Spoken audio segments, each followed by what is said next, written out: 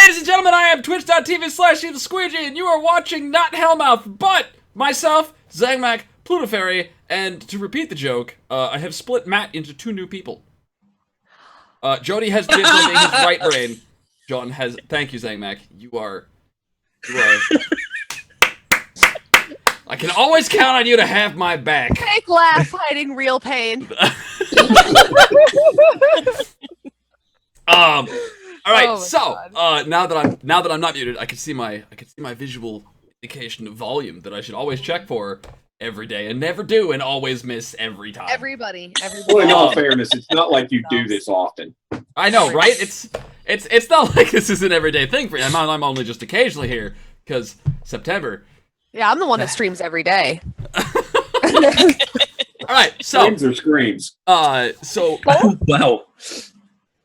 Round the table. I'll do me last. Zangmac, who are you?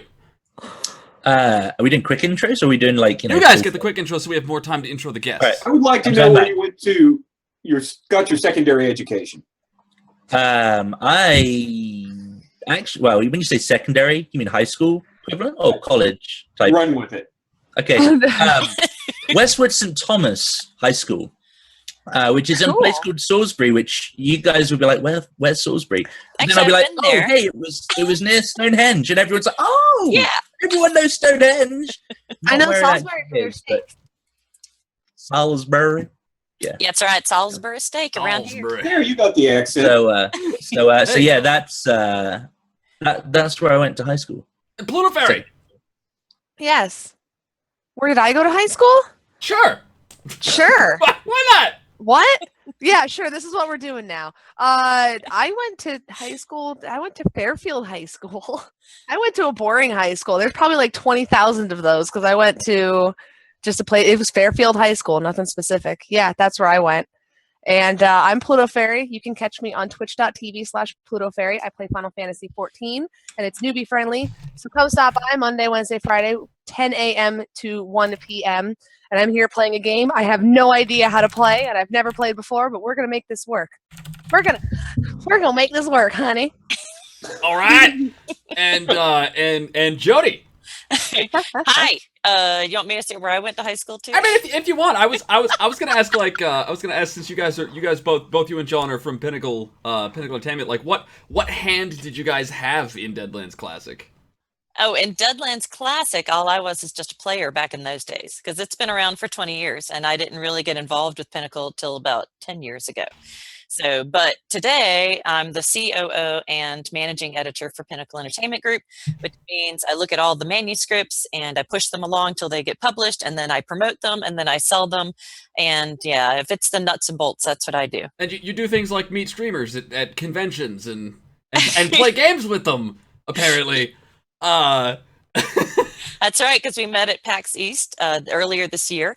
Yeah, a funny story. Like I was walking around, right, and I do the online conference call format. I don't have like a table that people physically sit at. But I was with Vantkiss, and there was a sign at your booth that said, "Ask us about our streamer tables." And Jen was like, "What's a streamer table?" So there we are looking, having it explained to us when I suddenly realize whose booth I'm at, right? Because I noticed that the logo on somebody's shirt, I don't know who it was, but I noticed that they were wearing their polo, and it had the Savage or the Pinnacle Entertainment logo on the shirt, and I was like, wait a minute, and I was like, I stream Deadlands Classic, and they were like, what? Talk to Jody, and so that was how I met Jody. Yeah, so just to clarify, Pinnacle Entertainment Group does not make game tables, but Jody and Clint Black own Carolina Game Tables, and we just started actually a year ago. We were finishing up our Kickstarter, so it's been the first year and things are going great. So yeah, we do make a table just for streamers to use if they're going to do like an in-person physical streaming. We've got anyways, I can talk your off about that. It's actually really cool. It's got places for like the wires, the cables, and camera. Like the angles are cut just so that you can catch, so the cameras can be positioned not to catch the cameras while also giving you various shots. It's really fascinating stuff. Is there a place somebody can see those tables in use? CarolinaGameTables.com. Here, I'll put a link up in the chat. that sound good? Yeah, sure. Okay. Go ahead. Wait. Permit. Is it PEG Jody? Yeah. Okay. Underscore Jody. The bot No. will automatically purge somebody who just randomly posts links unless we give them permission first. That's what I figured. There was I better give you a heads up there. That's And, okay. I'm still finding the link too. So anyways. And John, Yes. you. I was waiting for a further part to that question. You and the words with the talking. Ha I have been with Pinnacle in one form or another since about 1997. I got the first thing I ever wrote for them was a chintzy little dime novel called Night Train, which has resulted in me catching a nickname from Shane that I haven't been able to shake for 2 decades. But I also wrote a fair amount of the original Deadlands books, Hucksters and Hexes, Fire and Brimstone, River of Blood, Collegium, and so on. So I've been working with it for quite a long time, but like I confessed earlier, this is going to we need some training wheels because I haven't played classic Deadlands in probably close to a decade. That is a huge relief to me because I loosely understand the rules. Well, I tell you what, we'll just make them up as we go, and I'll stamp them. There you go. So that'll bring it around to me. I run the show. I'm EvilSqueegee. You guys can catch me live on this channel every single day, twitch.tv/EvilSqueegee. And if you can't catch us live on a particular day, all of our gameplay is uploaded to YouTube, as well as in the near future, next couple, I finally got myself working in a position where I could start scripting, recording, and editing actual YouTube videos for like people have been asking for the fight stuff, the fun, interesting tactical encounters, GMing how-to, in-depth looks on like how to implement rules and stuff like that. So that'll be on YouTube soon as well.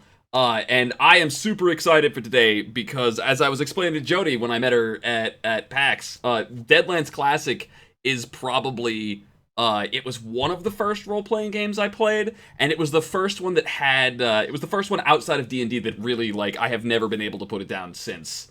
The World of the Weird West is absolutely, like, the most influential thing I have consumed. And so I'm all kinds of like fanboy. Woohoo! Aw, thank you. We are happy that people are still enjoying our little game. Yes. Yeah, it means a lot. Our Deadlands show on Fridays is actually one of our strongest running shows right now. We just left off last session. We left off with our mad scientist coming back as a Harrowed. Because the huckster in the group decided to strike a deal with a Manitou far larger than he was prepared for. And it's been a blast, literally, because the reason she died was she exploded herself. Don't snort gunpowder and play with matches. It's not a good combo. All right, so we can just get right to it then.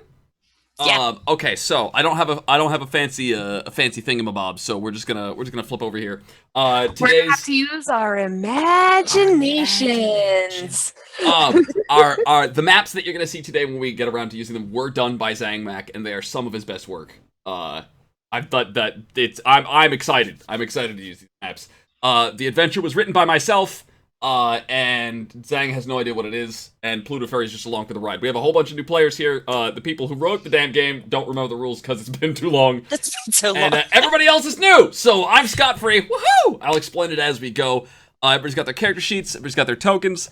Everybody here is a Harrowed. Okay, so we're gonna set this off. Everybody died at some point, and their souls entered this wrestling match with a demon. That's a donation. Requirements is $30. Says so. John lets me screw with Chris. 2 crits for John, Pluto, and Zang. So it's Saturday, so 2 botches each. Right out of the gate. Thank you for the support, Pyromancy.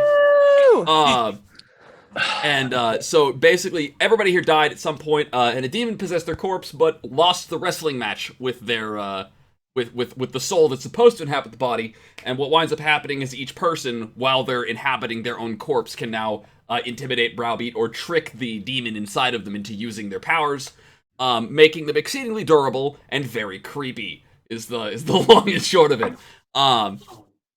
At some point in all of your undead careers, in the Weird West, you attracted the attention of a particular Texas Ranger. The Texas Rangers are not just a law enforcement agency, they're also the agency that does the cover-ups and investigates the supernatural to keep the public from knowing and falling into a crazy panic.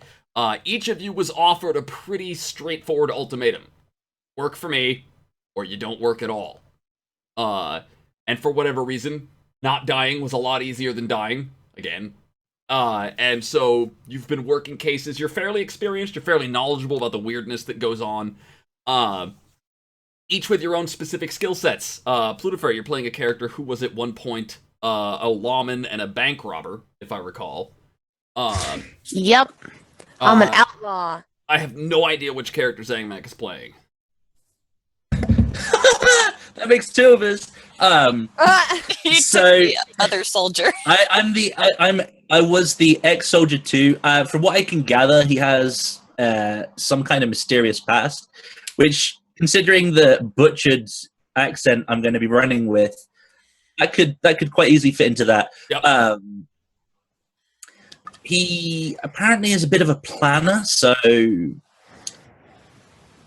maybe. Are you the crack shot? Are you the gunslinger? Yeah, I'm a gun. Yeah, I am. All right. And Jody, you're playing somebody the more melee focused. You're also an ex-soldier. Do you have any ideas for that? Vera Matilda grew up on a farm, and she's always been big boned and kind of handled things like a man. And, of course, she was just too stubborn to die, so they got to pick her back up and get her back in there. She's kind of a brawler. She likes to fight things out with her fists rather than talk them out. Although, of course, now that she's harrowed, she's got pretty long claws that come out when she's fighting, so that's even cooler. And John. Yes. If I'm not mistaken, you're playing the party's huckster. Yes. My name is Gabriel. I have always been kind of a bookish sort, digging into every text, every item I could get my hands on. It's led me to mess around with not only physical objects like mad science to a degree, never had a knack for it, but also occult books. And that led me to stumble into the whole huckster line of work, and getting dead didn't take. Is always a good thing to hear, usually. For you, never for anybody else. Every time somebody else comes back from the dead, that's ominous and weird and not to be trusted. You, though, you're fine. That's the rule of Harrowed, as far as I understand it. Now, I had all these notes. Oh, man. Oh, is it in here? Yes, it is. All right. So you're all working for the Texas Ranger, and he's giving you a new case. Here's what you know. There's a small town out in the middle of the deserts of Nevada. It's not even really a town. There's a couple of buildings, a few folks. You don't know why they huddled up around there. You do know originally the town was supposed to have been settled around a little oasis. That oasis has a well, and that's where the town gets its name of Wellington. However, the well has been, they've been experiencing some real drought lately, so there's a huge drought going on in the desert. Shocker, I know. The curiosity that brings you here is that there's been 2 drownings. Specifically, one of them drowned in his bed. I was gonna say, drowning in a town that's running out of water, that's, drowned in his bed, and one of them drowned in the stables. There's also been a murder. I'm gonna go out on a limb. I'm gonna go out on a limb and say those other 2 probably weren't natural. Probably murders. High likelihood of murders. But okay. You have been entrusted with your own cover story, and your objectives are to find out what's going on. Whatever it is, put it down, and make certain that nobody's the wiser. Just like usual. So the little town of Wellington is most famous for not existing. Nobody's ever fucking heard of this place. It takes you probably a day or 2 by horseback to get out there. There's no nearby train stations, and as you pull up, it's small enough that you're strangers. You're gonna blend in about as much as a clown would. Just for, nobody knows your name. The horses protest as if they know something is wrong. But you push them anyways, because, I mean, ranges have been pretty clear here. I have a question when it comes to Herod. Do they look like undead? Or do they look, they look the same as everybody else? Like, the wound that killed you, flesh, I'm assuming? the wound that killed you stays. For the most part, until somebody gets a real good look at you, you can pass for just a dirty, weathered. Okay, so we're talking like death becomes her? Where like... Okay, where like permanent inflicted damage would stay, but as long as you're relatively, the death wound itself. Yeah, the death Only wound the itself death stays. After that, like what'll happen is as long as you eat a pound of meat in a day, your body will restore itself to the state it was in death. Your fingernails will grow back, your hair will grow back. I got me a noose bruise around my neck as a previous burglar. Because that's not ominous. It's terrifying if you look. I got high collar.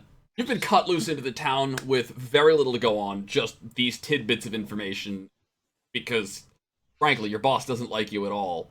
And you get the idea that he wouldn't be using you if his boss didn't abandon you. So what would everybody's first stop be as they showed up in town?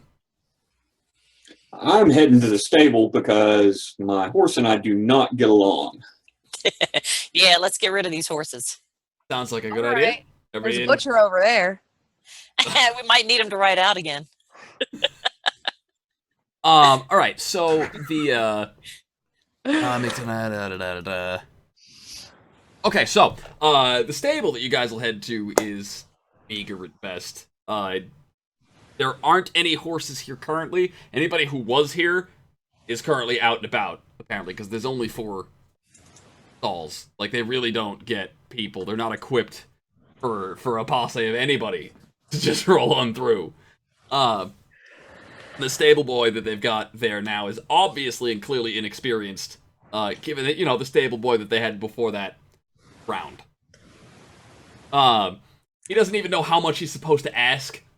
And he'll kind of take, like, he's the kind of kid where, like, he'll run with whatever you suggested as if he already knew that was fact. Yeah, I just was to going to cover say, up how I'm just little going he to roll knows. up like I own the place. All right, yeah. And I'm going to tie my horse off in one of these here parking spaces and just look at him and say, if I come back and my horse ain't here, there's going to be trouble. Go ahead and roll me overall based on Maine. Ian? Overall. Mean. All right. Mean. Okay. My mean is 1d8. Do I add anything? I have so overall 0. Overall, I'm assuming. Find the skill overall down below the list there. Yeah, she's got 0, so she's rolling untrained.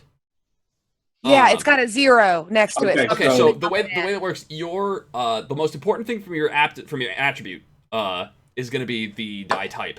And then you're going to roll a number of dice equal to your aptitude. However, your attributes have die numbers, just in case there is this. So you're going to roll me 1d8 minus 4 for an untrained attempt. Okay. And don't forget the double height marks to make them explode. Roll 1d8, and the d8 is exploding, right? Minus 4? Yep. Correct. Well, lucky you. So this stable boy, he can't be more than like 14, 15 years old. His hair's all tousled, his face is dirty, right? You're like, there. Right, and he just looks up, he goes, "Yes, ma'am."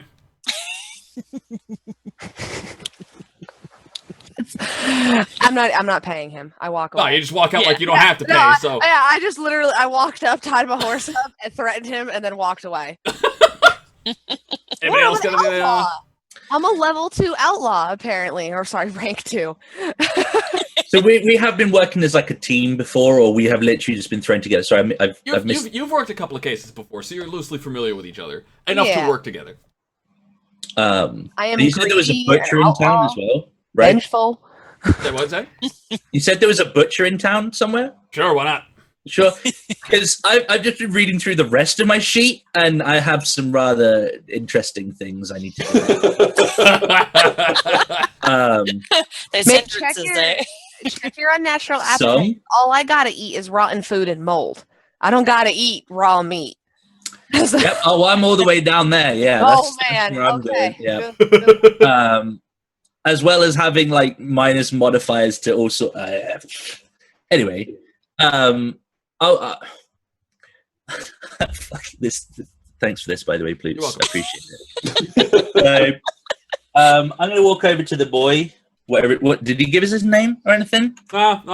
Lunafair's character was pretty much just insistent on tying up the horse and just threat and just walked away. Just threat and now walking. There's been no interaction with him other than that. Can Harrod get drunk? No. However, it is common for them to do a lot of drinking to pickle the flesh so they don't stink.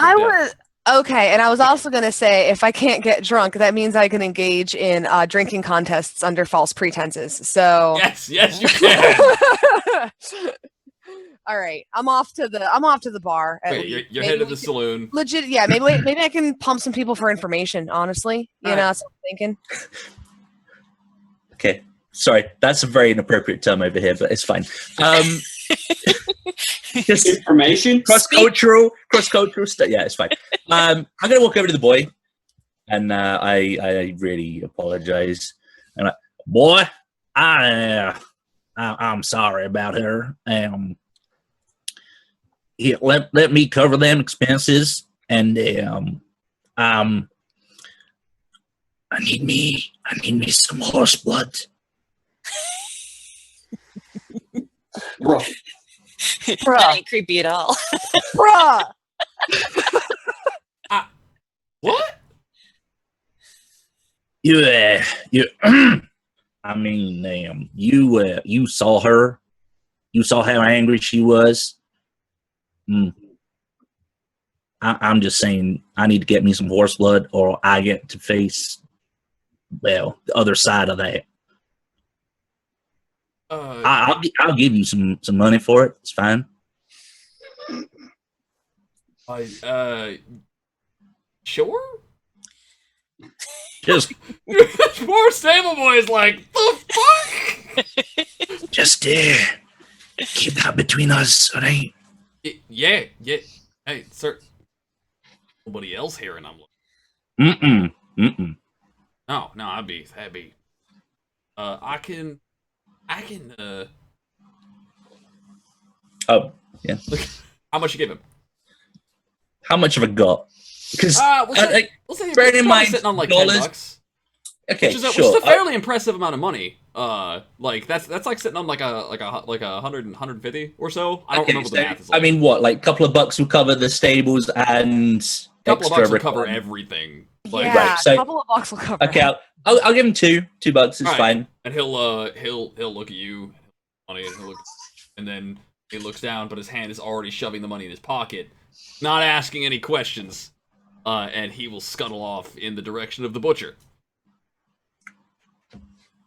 So, and then I'll head off after. What do we call? What was the piece's character? I can't remember her name. Bonnie. Yeah, I'm gonna head off after Bonnie after that. Yeah. All right, and Gabriel and I'll just take my horse over and say I ain't paying either and walk off. He don't even tie up his horse. He just throws the horse at the stable boy. I like it. I finished tying off my horse, and I look at the boy and I say, actually, he done paid for everything, and I know it, and you know it too.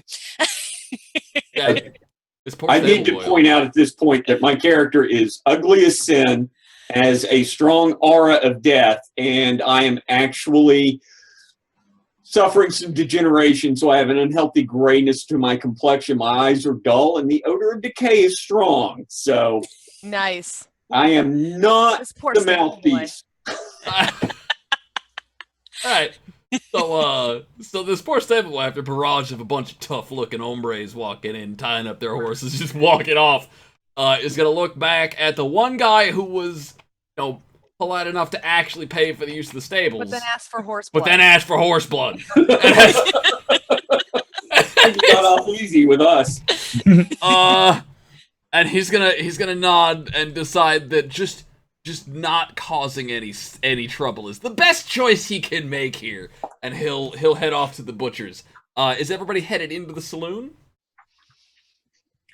I will, but I'm gonna take a back table where I can sit in shadow. Mm-hmm.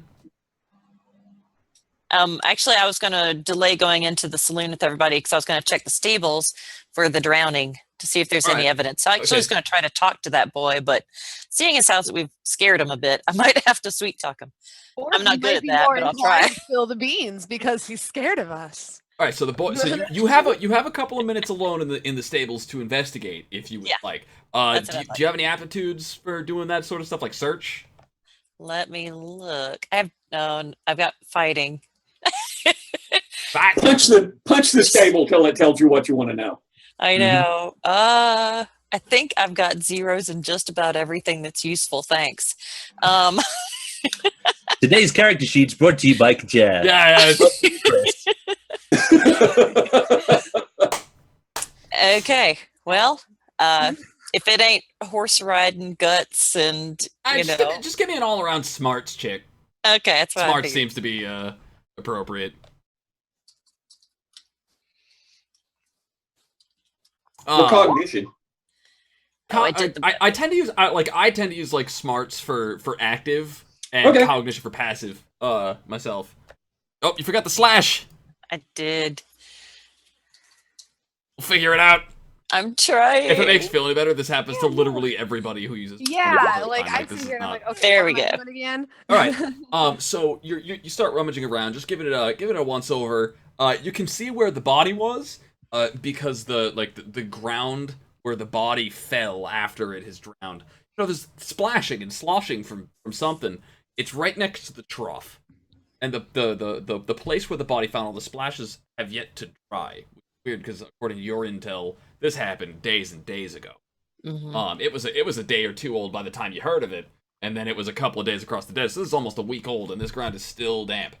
And as you look into the trough has water in it, and you're getting that hair on the back of your neck standing up, looking this way and that way over the trough.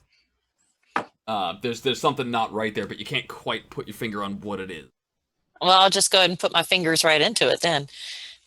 Right. Scoop up some of the water and try it. Blitz was like, "There's a lewd joke! I found one!" All right, so you're gonna start like swishing back and forth and taste it. Yeah. All right, roll me vigor. Yay! I can see no bad idea here. It's not Deadlands unless somebody throws themselves wholeheartedly at the danger. Ooh! Wow, that's a really good roll. That is. All right, so there's something like you taste the water. The water tastes a lot more pure than it should. Like out here, the water's got to come from the well, right? So you'd be thinking it's well water. No, this is like perfectly filtered, pristine, pure water, and it has this distinct aftertaste of rot. Oh, lovely. Like old wood. So you get that purified feeling of like fresh out of the Brita, right? And then it's almost as if you're just bitten down on like some bug riddled old tree log that had been sitting in the wood. Now, are we sure this isn't just her tasting her own tongue? That's right. Possibly. It could be. But there is certainly something not right about this water in the trough. That's all right. I gotta go get Gabriel to take a look at this. I'm gonna go into the saloon. All right. So while your character's name is Vera Matilda. Well, Vera Matilda, whose name I will forget every 30 seconds. You'd think as a GM I'd get used to learning character names. No, I just can't. I'm never gonna know anybody's name for the rest of my life. Not my skill. So Vera Matilda is stuck behind, but the rest of you went into the saloon, right? You sat down, Gabriel. You sat down in the ye old shadowed corner that exists in every bar in every game ever. With the old Aragorn presumably corner. with your hat pulled down, trying to not draw too much attention to your ugly ass. Questions. Because I look like death before it was warmed over. Yep. and like so you're in there. What about Bonnie? Bonnie. Like getting the hang of it. Bonnie and Clyde. Yep. What What about Bonnie? I think I'm going up to the bar. Actually, I'm gonna sit down. I'm gonna Yep. order me. I'm assuming they got whiskey. They Yep. best got whiskey here. It wouldn't be a Western without whiskey. Hey, sometimes they got tequila if you're close to Mexico. Sometimes they got tequila too. But I would like I like a whiskey. I'm gonna down the whiskey, and then I'm gonna actually like I would like to see if the bartender knows anything about the recent murders. Talk to him. All right. So you sit down, your whiskey, bartender's sitting there with with a rag that he probably shouldn't be using to clean this mug, but Oh, that whatever, shit right? gross, but okay. Yeah. And so you ask for whiskey, he'll pour your whiskey glass. Money hits the table, right? And so you ask, how is you phrase this question? What do you say? You tip the hat up and you look at the bartender and you go, so I hear people be drowning around your town. Hey. Miles. That would contribute. This guy, peanut gallery in the back of the bar. This is and yeah. Well, I heard you guys had a little bit of issue with well supply, and you'd think people wouldn't be drowning in it, or they'd be drowning in the well if they were drowning. I heard a guy drowned in his bed. who you working for? Who you think?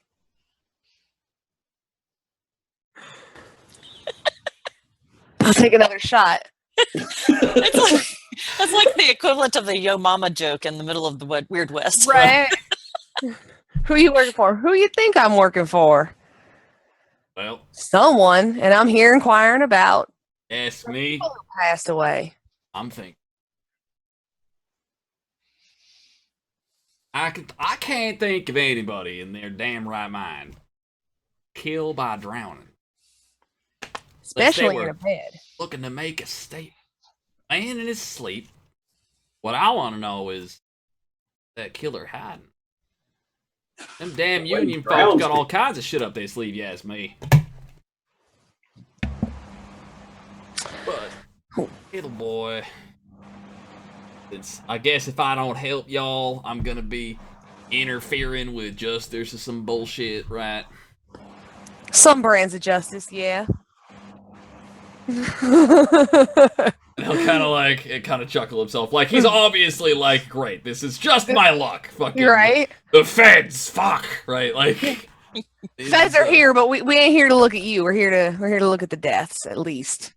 Unless you piss me off, then we might be here looking at you. But is last week, they're both regulars. They're both long-term folks. There was Jimmy died in the bed.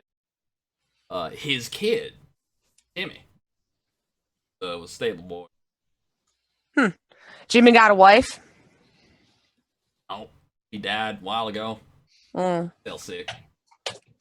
So you said Timmy was the old. Sorry, Timmy was old stable boy or current stable boy, the one that we spoke. Timmy's the dead one.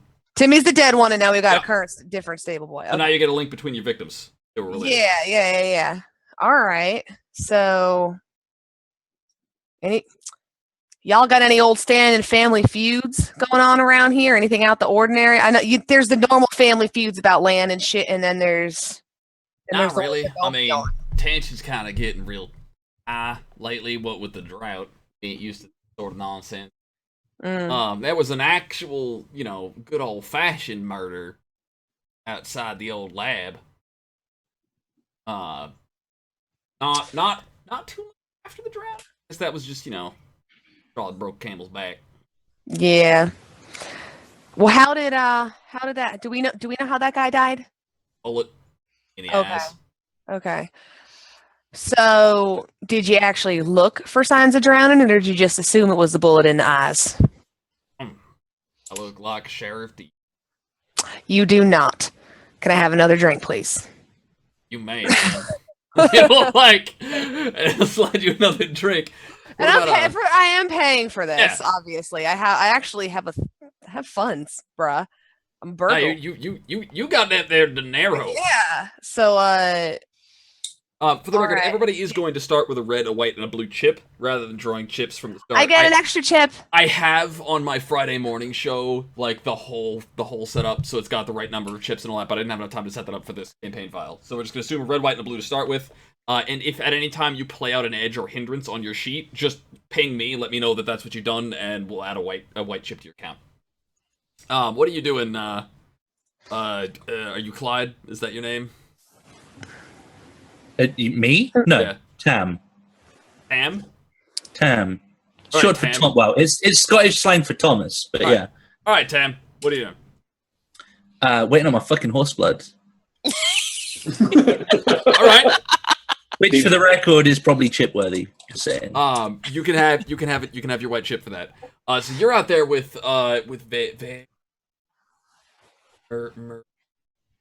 You're a Matilda. Matilda.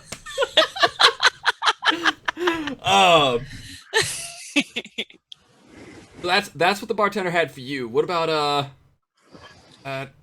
Gabriel? Ha, that one I know. Waiting for somebody to bring me a bottle. All right.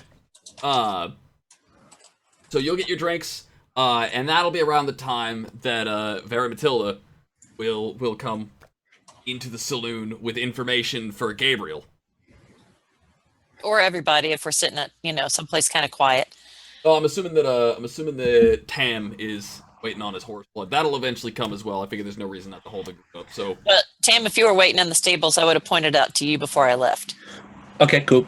And as soon as I get the horse blood, I'm adding it to my my little whisk, whatever the fuck that's called. What is it? Flask. Flask. Thank you. Yep, because that's not an easy word to remember at all. Good job. I would like to advise against that, because if it sits in the canteen too long, you get kind of that pudding scum layer at the top of the blood. Oh, it won't be in there for long. Okay. And it's mixed with whiskey in the flask as well. I like how you think, John. Coagulated. Could kind of scrape it off and then, use a knife. Or just spread it on some bread.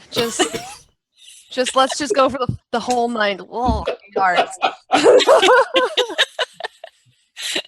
All right, so Vera Matilda comes in, and following short behind is Tam. Okay. I'm walking over to where Gabriel's sitting with his bottle, because I'm hoping there's a swig left in there for me, but, we'll find out. I'm drinking it, spilling some on me, anything to down the stink of death that follows me like a jilted lover. I'd rather have the stink of whiskey. That's more acceptable. Well, I mean, we'd rather be the town drunk than the town walking dead man. Yep. And people are spooked enough as it is, so. But yeah, I'll come over and sit down and pour myself a drink out of your bottle there, John, or Gabriel. And then I will tell you what I found there in the stables. But I'm going to do it kind of on the sly. I don't want to upset the bartender. There's definitely something there that you need to go look at with your crazy eyes. Well, that's just hurtful. Why don't you, when you finish skimming off my whiskey, take me over and show me what you're talking about. I will. All right. Is the whole group going out? Is anyone else, by the way, hitting that third level of unnatural appetite, or am I the only unfortunate soul that? I have to eat upside rotten down? food or mold. I am only level 1. Okay, I just wanted to clarify because I can pass this around if anyone else wants some animal blood. Like, No.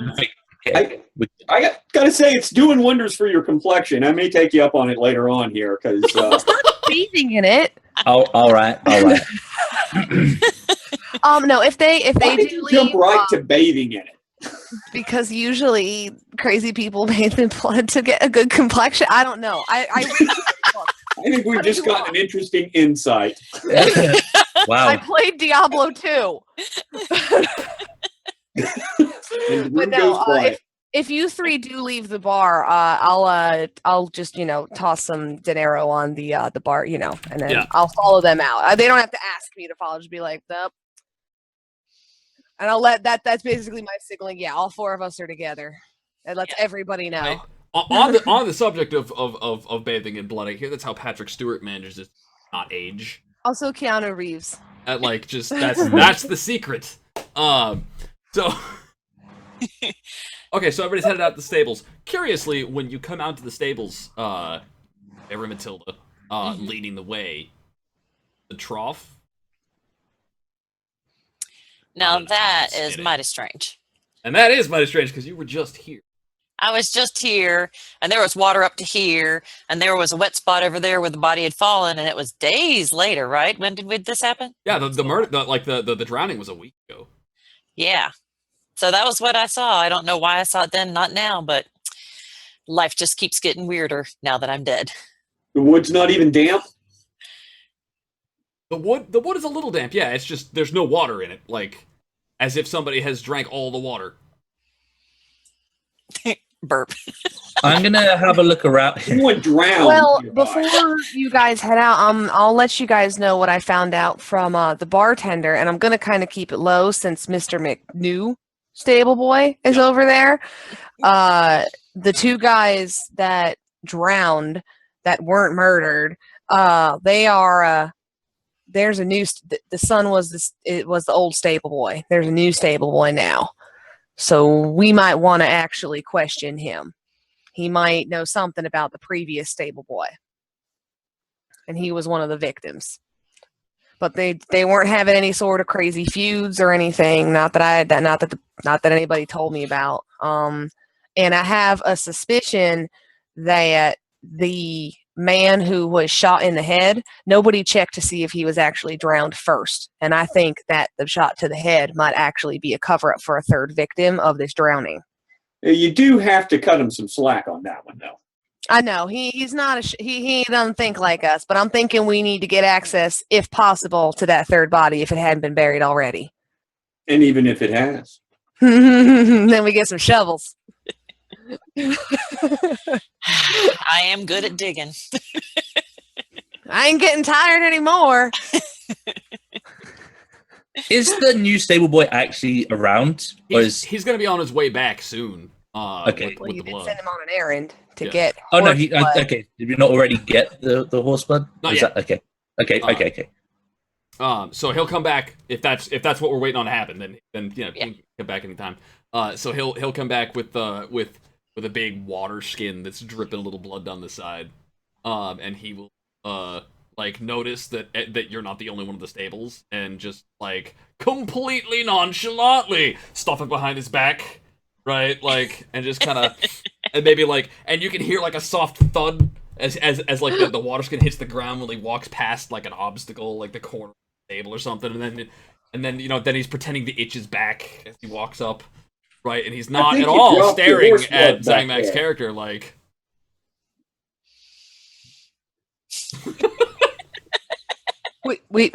We know about his condition. You know. You got my stuff there, boy. I mean, boy, you got my stuff there, boy. I think he dropped it back around the corner. Now, white-faced and horrified, he will just kind of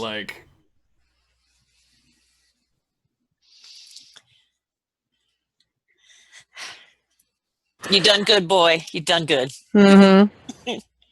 Come on in here and set a spell. Yeah, we need to talk to you. Just talk. Just talk. I can talk. Yeah, sure. Mom always Just said I talk. was good at talking. I can talk. Well, kind of Well, good, because I want to listen for just a little bit. I just want to listen to you. By the way, I've got the Purdy thing, so Purdy, are you? Yeah, I don't even know what this is, but I saw you guys. Oh yeah, this is out of character. Okay, out of character. You used it correctly. Exactly. That is precisely. That's the. I don't want to derail everything, but note. Right. Yeah, Jody made her notice roll earlier. I'm doing. Oh man. Oh sorry. Sorry, I didn't mean to interrupt. All right. So okay. he'll sit down and try and spend more of his time looking at Hilda. Yeah, Vera Matilda. I'll step back. I'm doing that spinning the gun thing up in the corner. Just looking at the gun and spinning the little. Oh, what is it called? I don't know guns very well. The in the chambers. Thank you. The thingy that rotates. Oh, the spin cylinder. Yeah, where you load the bullets in and then you spin it and you make the cocktail. I don't know what it's called. Okay, cylinder. I'm a terrible cowboy. All right. That may be why you died. So I want to be in his visual range roughly, and as the questioning begins, I'm going to be kind of sideways on, pouring some of this blood into my flask, and then kind of if I notice him looking at me, I'm just going to flash him a really odd, unnerving grin, and then take a sip from the flask. Which will only reinforce more that he needs to be looking at the party one. Because this is not you guys are weird. I have the mark of the devil as my Herod background, which I think it means that anybody who knows about the supernatural is going to have an easy time pegging you. Okay, so he seems to be okay talking to me. I guess he does not have any clue about that. No, he seems to be. Okay. He's a muggle. Yeah. All right, muggle. So, what's your name, boy? Patrick. Patrick. That's a good name. That's a real good name. How long you been working the stables? About a week now. About a week. Yeah, Timmy, he down? Did he now? Yeah, it didn't make much sense to me neither. But I'm supposed to be listening and not asking. Mama says. Oh well, I'm doing all the listening and the asking, and I want you to do the talking. I can talk. Okay, what did you hear people say then? I know your mama said. People were saying that it was not right. Maybe they thought he might have been depressed. I guess he wasn't depressed. He was playing with Timmy all the time. He was a bit of a mean kid. Not like a bully, but he ain't got time for your shit. You know what I mean? Well, that is a might strong language, but we're okay with it here. Oh, okay. And he says he and his dad were real close. And it was just after his dad died the night before, so folks thought maybe he was unsettled, but he wasn't like that. So you think he drowned himself? No, he'd be drowning the son bitch that drowned his dad, not. So he was trying to get back for whoever killed his dad. Then he would have if he'd ever found out. He didn't know nothing. Yeah. So what do you know about poor Timmy then? Timmy was we played, liked his dad, and he was into all kinds of work. Did you see him after he was dead? Did that scare you? No, I didn't. They found the bodies. I wasn't. Okay. The bodies. Oh, he was with somebody else? No, that was me screwing. They found the body. I wasn't there. Okay, who found it then? It was the bartender. Came out because he'd sent Timmy in for an errand, I guess, and Timmy didn't come back out, which is not like him.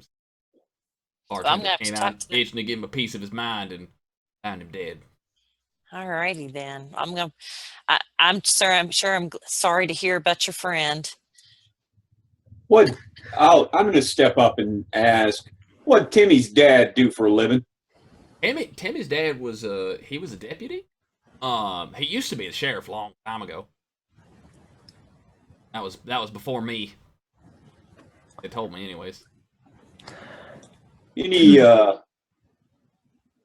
Anybody get hung around here recently? Recently?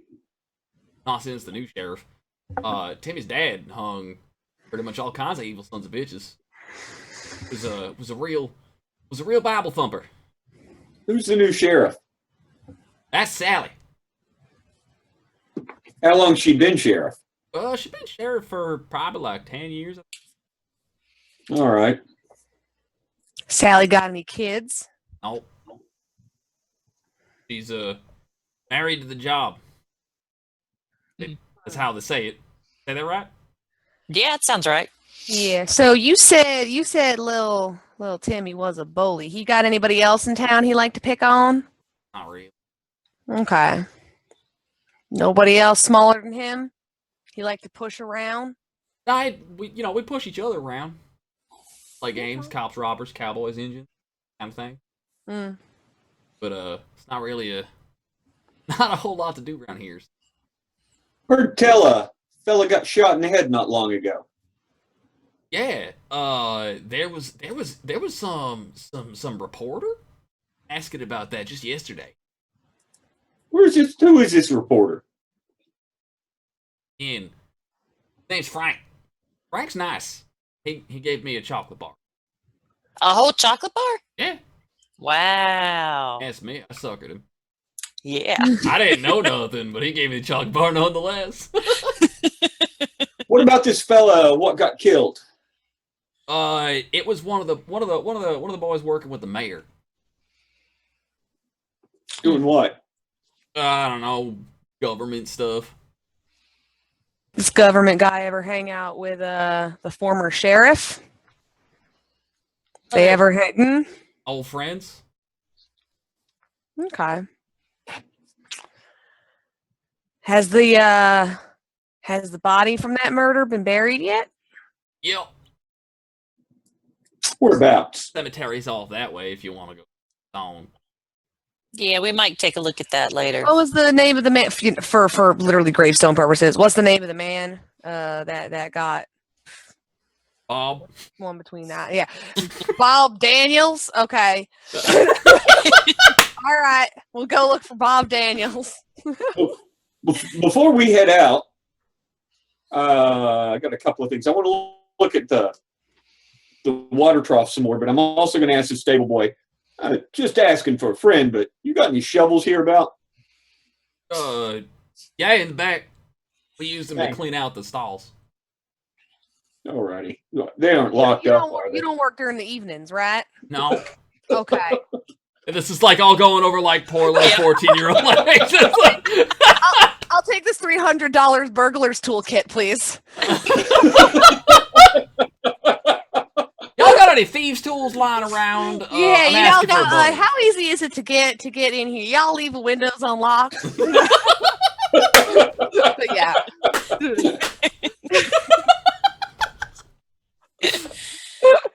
I'm gonna give the trough a going over. Make sure I don't find any symbols, sigils, marks, scratches, anything like that. Okay, so with your huckster's eye, knowing as much about the occult as you do, there are a lot of they might just be like, mistaken for just being in the grain of the wood, the patterns of the wood. But with this frequency, it can't be a coincidence. You're seeing a lot of like Native American sigils for like water, and spirits. Okay. That are very, very subtly and naturally occurring in the wood. So it doesn't look like they were actually carved there so much as they're actually somehow in the wood grain itself. No, they're not carved. They're in the wood grain itself, either manipulated through some occult or spiritual force in the event, or having been there to begin with. Turn to the stable boy. How long y'all had this water trough? I've been here for longer than me, at least. Nobody drowned in that time, other than Timmy, right? No. Horses get sick, anything like that? Maybe on occasion, but not like a lot. Alrighty. Yeah, not like a pestilence. I think we had to put down like one horse since the whole time I've been living here. Maybe. What was that for? Alrighty. It was old. It was old.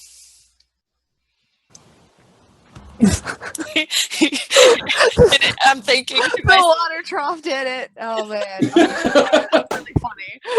It's a sentient water trough. It's a mimic. You don't know. Fancy ideas there, Squeegee. All right. I just thought about it. It's like, well, where do you think we got that horse blood from, Mr. Tam? Right. I think it's high time we talk to this reporter. Yeah, where are we going to find him so we can get us a chocolate bar? The reporter, and I'd like to take a look at the house where Timmy and his dad lived. All right, Timmy and his dad lived in a little like ramshackle place off towards the edge of the town. The reporter lives in the tavern, or the inn rather. Saloon, hotel. There is no tavern. There is a saloon and an inn, and they are separate buildings. Okay. So the inn is where the reporter is staying. The inn is also where the dad died. And the building the dad and his son lived in, the building. It's a tiny little, like, we ain't got no money shack on the edge of town. So who wants to go where and do what? There's also the cemetery you could go dig up if you want. We can wait till after dark for That's that. for I was going to say, yeah, All right. after hours. Restrain our grave robbing urges for a few hours. On that note, it's top of the hour. So while the party is putting all of this effort into restraining their grave robbing urges, we'll be back no in 3 idea. to I've had 5 minutes. Who can man the guns? So I can say anything right now and they can't hear me? Now's Not the quite. time for the 7 words that you don't say on John top. will be playing the role of Wow, I was going to say that you were pretty accurate with the splitting of Matt at the start there. it was Holy I so was, good. yeah. Okay, so funny story. That's where we're supposed to be quiet on the mics because the mics are still live when I'm flashing the logo, right? And it's so funny because Matt, the guy who I said you guys were split up to be this time, That was he just glorious. every time he just somehow manages to To mess make a that up noise. and not be quiet during the Which is every the best time. thing ever. So I'm glad we're maintaining this tradition. I'm really glad. I'm just, That oh, is this classic. buckles of my heart. That could not have gone better. That was, you are I'm a giver. What can I say? you are officially one of us. That is Oh, Okay. man, that's awesome. So at the end of the last segment, you guys had a couple of avenues of investigation. There was Frank the reporter. There was the ramshackle hut at the edge of town where Timmy and his father, Jimmy, because I totally remembered to name those NPCs before this game started, where they lived. And then I named somebody Bob. I forget who Bob was. Bob is the third murder victim with the shot in his head. Yep. Bob And Daniels. The gentleman Sally- we will be visiting later with shovels. I have this whole thing written up in more detail than I'm used to writing things up, but there were just no NPC names. They were the gunshot that's like the victim, number one the thing that I mayor, forget. the sheriff, and I'm like, That's what I forget too. It's like, here's all the stats. What's his name? I know all 3 acts of his personal backstory and his destiny, if I know his name. All right, so which direction would you guys like to go, and do you hate me enough to split up? Sure. Of course we do. All right. I am literally a grim servant of death, so I am probably not the person to do a lot of the interaction with the people in town. But if you want to pokey poke about in the house, that would make sense, or wait until we go grave robbing later. So how do we want to split up the duties here? Because we got a duty. Because we got Pokey poke doesn't get a laugh, but duty does. Yep. Yep. Well, I So, want a chocolate bar, so I want to talk to the reporter. So, I kind of want to lads interview and the lassies, reporter as okay, well. yeah, I'll go to the house. Yeah, I'll go to this. What, the house? Why don't you two I'll go to the shack. work the house? We'll work We'll work the reporter over. the reporter over. Yep. All right, Good. so I'm gonna roll this reporter first because I think this will be interesting.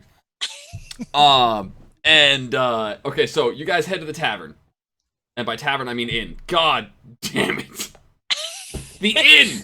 All right, so you We guys head all to know inn, the inn is on the top of the tavern where all the prostitutes hang out as well. and so the you walk in and there's the receptionist. The receptionist is a young girl who's been worked to death the past couple of days. You're getting the idea that with these murders going around, there's been a lot of newcomers to town. Yeah. And suddenly she's had to do any work at all, whereas she normally wouldn't have to because they don't get strangers around here. So she looks up from like a pile of papers and like the phone and just what? Oh, rooms? Maybe later. Can we talk to Frank, the reporter?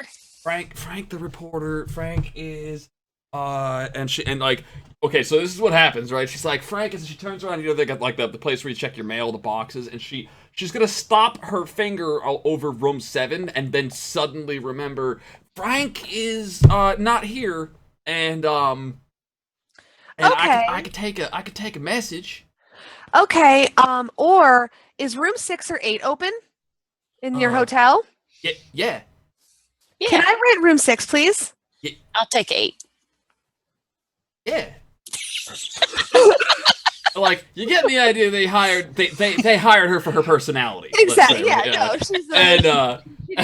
Well, then I would Not like math skills. 6 or 8, please. so completely oblivious to the fact that she just totally gave away where Frank was.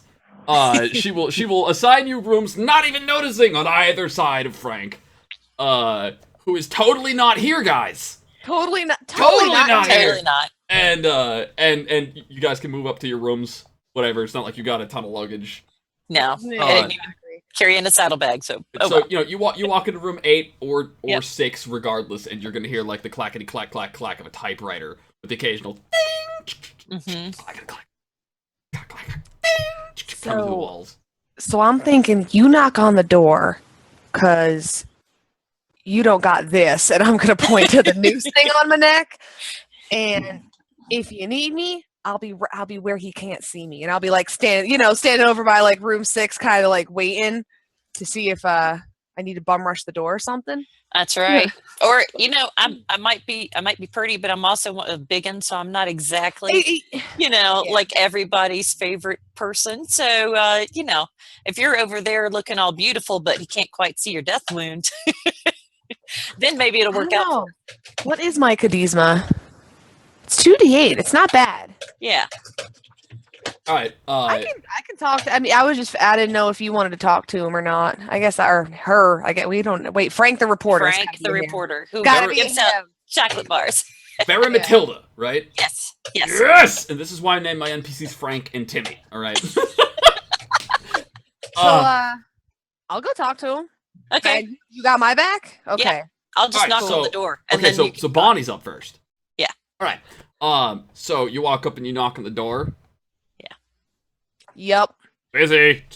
Knock, knock, knock. Not too busy, I hope. Ding. Oh, bitch. And he's going to open up the door. And can you do me a favor? Do you have, what is it? Is it death or it's a harrowed hindrance?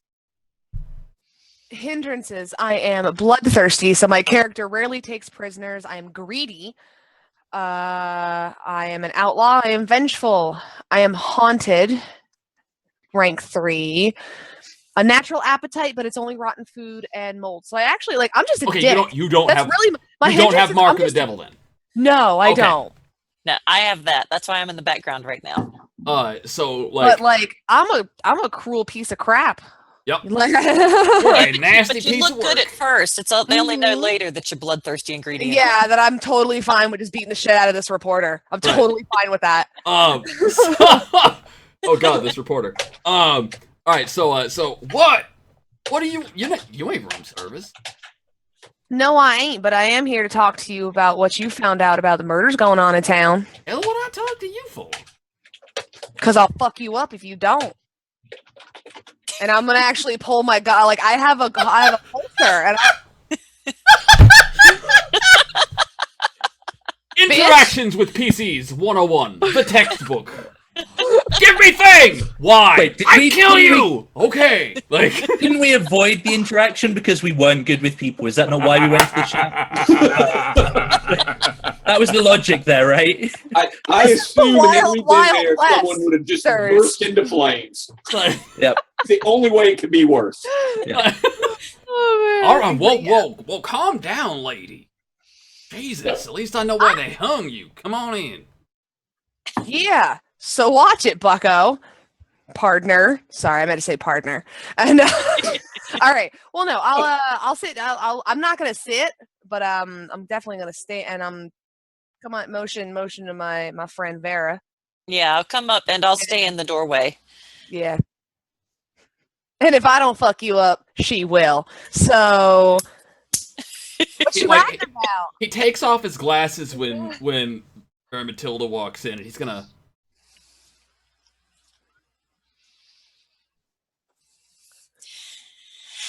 I gotta beat. I hate it when they do that. I hear you've been giving out candy bars. Yeah, she's just here for the chocolate. You got chocolate? He'll kind of reach over to the bed, grab a candy bar, and toss it at her. I catch it and I start eating it because it's a chocolate bar. Hell yeah! Yeah, I'll break off it some and hand it to you. Can I get a little piece? Awesome. And I'm motioning him so come on now, what you learn about the murders going on? I need to know everything because hold on, excuse me, frog in my throat. Because number one, people drowning in their beds ain't normal. And number two, did you get a good look at the guy who got shot in the head, Mr. Bob Daniels? So I need some info. And I'm gonna guess that not a government service. Sharing what I know. Yeah, we can word it that way. So it's true. They do use y'all. When they see reason to. Who else can take out spooks but spooks? That's a good line. He should use that in an article sometime. I ain't judging, but I'd probably go to the people who, survive first. He's gonna reach over and pull out as he's maybe the people who didn't get killed might be the best options. Spooks didn't do this. Humans did. Maybe I deserved it. Maybe I didn't. You don't need to know that. I ain't looking for no trouble. Gonna slap papers down. But I've been here for a couple days digging up the epitaph. Caught wind of it from. So you write for the epitaph? Only thing worth writing for. Sure it is. I want to take his papers and start reading them. I might be getting some chocolate smears on them too. Right, smears. So he's got a bunch of papers about a bunch of weird stuff. Some of it's stuff that you actually know is right, but he doesn't seem to know what's right and what's not, because there's also a bunch of malarkey mixed in, right? Is this one of those games where I have to have a reading skill? Or a writing skill, or they're separate? I think illiteracy is a hindrance, not literacy. Okay. Yeah. Thank you. And so, there's nothing specific to the drownings, but he's in the middle of writing that one up, right? So he says, all right, so I came in, started asking around, figured the one that stood out was the one that I should start with, pull it, but I ain't found nothing water-related about it. If I had to guess, mayor around here is a shady folk.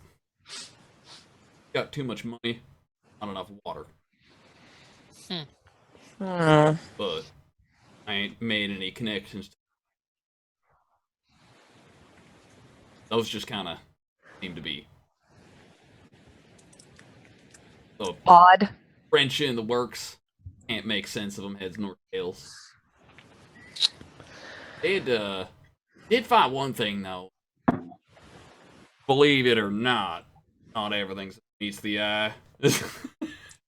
He says to the two walking corpses, right? He says the only thing I managed to find was that the last body that he hung, retired as sheriff, somebody who took a great interest in water. There was one of them new scientists before that became all kinds of recognized. Back around 68. During the Great Quake, somewhere around there. This scientist feller was still interested in water and replicating it, trying to make infinite water, purifying water, all kinds of stuff. They didn't understand the difference between science and craft. It hung him as a... Okay. When was that, and what was the guy's name? He's got a name, but the marshal forgot to give him one. So. No, so he was killed in they buried him up in the cemetery, or at least, that's where they put his ass. Scattered him. Next to Bob Daniels. They scattered the ashes, huh? Yeah. Well, you can never tell with witches. Yep.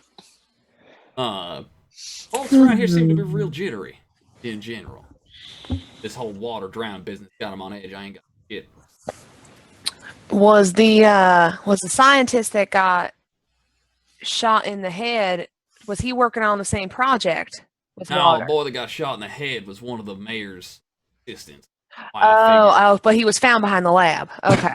Way I see it, probably. I ain't got no proof of this yet, but mayor's got too much money, not enough water, and a dead assistant. I think the assistant found too much. And knew a little something he shouldn't have known. I'm still here. Do you think the mayor is that the one who sentenced the scientist to hanging? The mayor? Nah, it was the dead man. It was Jimmy, the previous mayor. Jimmy, yeah, your water boy in the bed. Okay. He's the one who sentenced the scientist to die. And I only bring that up because I know what kind of cases you work. And the two dead bodies of the man who hung the scientist and his. Now I don't know too much about Go. Where I put my.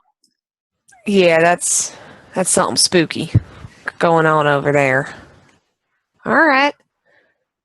Anything else? Y'all managed to find anything on this mayor that you feel like sharing? Wow. I just like to see dirty sons of bitches go where they belong. Well, that's where we are together. I do like to see the right thing happen. Well, right thing happens, and I will be certain to leave you out of any stores I'm. That's a kindness. Well, Wrong they're thing talking happen, about I doing can't the right make no thing. guarantees. My character is rolling her eyes. So this is all your stuff on all the goings on around here. Yeah. All this paper. You know where want I'm going with this. I'm surprised I you're do. asking. He says, far I'm be not it from asking. me. I'm just making sure we got it all. Far be it from me to become a hindrance to our glorious Confederate government. Well, your glorious Confederate government thanks you for your service. As you. I'm at how outlawish am I? I'm outlaw 2. Would outlaw 2 take the writing but throw him like $5? You know, just Because that's one right thing so far. don't count on any more as I walk out the room with my papers. Don't worry, writers are not used to getting paid anyway. So I figured. I hope he was damn mouth shut. That's just too close to home. It's the Wild West. People ain't getting paid. This y'all ain't gonna eat me. not right now. Now maybe later, we can't promise. I will look at it. I was like, you got another chocolate bar? He's gonna like throw it at you. Like. I'm gonna split it with Vera. Walk away chuckling. And on that note, you guys were going to the drowned guy's shack. Yep. So in the interest of fanning ourselves along here, because time, the shack as you approach it is this it's fallen into decay. You get the idea that that it hasn't even been lived in even before the guy died. It's been abandoned for a couple months at this rate.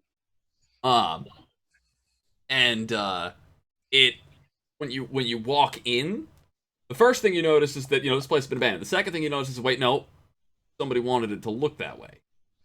You step in, there's the first, like it's that this is my investigation wall of I can't piece the puzzle together just yet. But if anybody who wasn't an investigator saw this, they'd think it was creepy Stalker Town with like the pins and the yarn and the photos and the articles, and it would appear that whoever was using this place was very much obsessed with this scientist. Who died? It's what 77? That make it like 9 years ago is when this scientist was hung, and so that's about the dates that you'd be seeing in a lot of these articles. What sort of information are you digging around for? I'm not very good at this sort of thing, so I'm literally just bodyguarding, I guess, right now. So yeah, I thought it was a great idea. Then I looked at all the zeros that I have on my stat stuff, and I was like, yeah,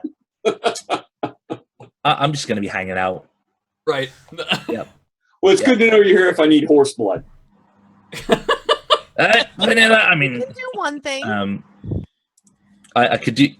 Sorry, I could listen very badly for anything at this point. Yeah. So we're at Kimmy's dad's house. Yes. I tried to not pay too much attention to what they were doing, so I wouldn't meta. Yep. And you said the outside looks like it. They tried to maintain an appearance of dilapidation, basically, right? Yep. And the inside there's a wall straight out of 7 or something where someone's posting photos. Do they have yarn? Yeah. Tying various clues together. Yes. Because without that, I just don't know where to go. Right. There's all kinds of yarn. There's more papers screwed up out like desks, and a lot of these are things that you recognize. It would look like whoever was drawing all these lines together and stuff was a witch. Or fancied themselves, at least. There's all kinds of, like, scriptures about witchcraft mixed in with, like, bits and pieces. Like, a page from one of the, later revised versions of Hoyle's Book of Games and so on. The dude knew enough to get himself into trouble, whoever it was. Well, I'm glad he's dead then. All of this, however, goes over my head because I have 3 in illiterate. So I can't read shit. So, yeah, ribbons, pictures. Yeah. Yep. Look around, see if there's a journal, anything where he was actually making notes besides just OCD posting things to the wall. Yeah, no, there's a journal. A lot of it is that kind of like mildly crazy scrawling, but you're used to reading mildly crazy scrawling in your line of work. It would appear that he was convinced that there was another. Flipping through, like, this journal had been put together for a long time. This is at least 10, 12 years old. So he was hunting witches before new science was a thing. And he was taking advantage of his position as, as the sheriff to take resources and investigate, and most of the hangings that he performed, he proudly proclaims as God's work in this journal. And the last one was this scientist.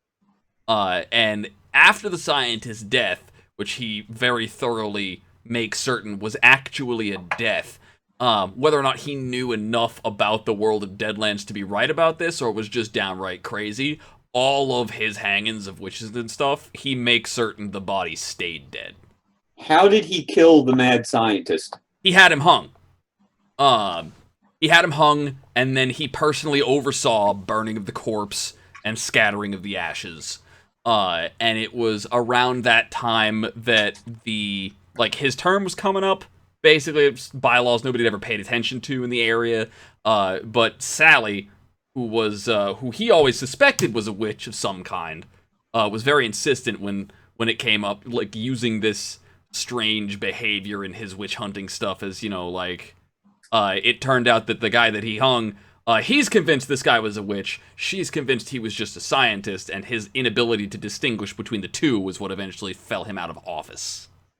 I don't find any reference. I mean, obviously, I'm not sitting there reading for plot points, but no reference to drownings or anything, because I know dunking witches was a thing.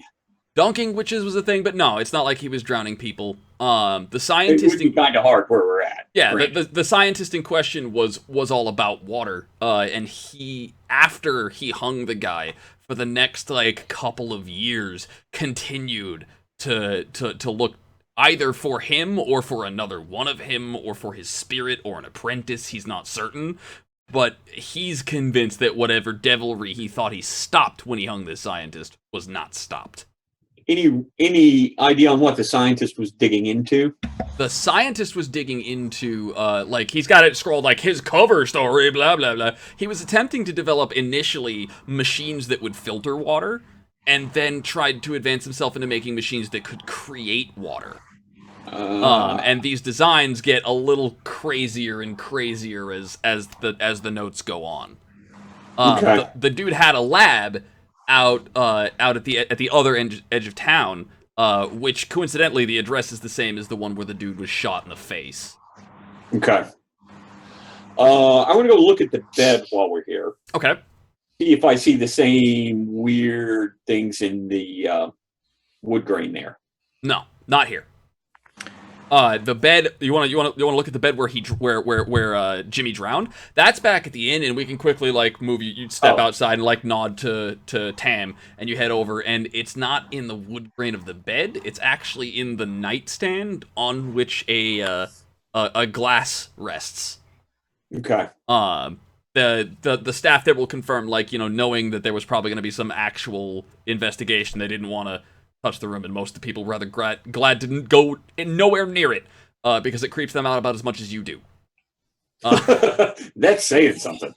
Yeah. So investigating that room is more of the sand in the trough. Like the bed, they've described the bed as being damp, and when you show up, it's not.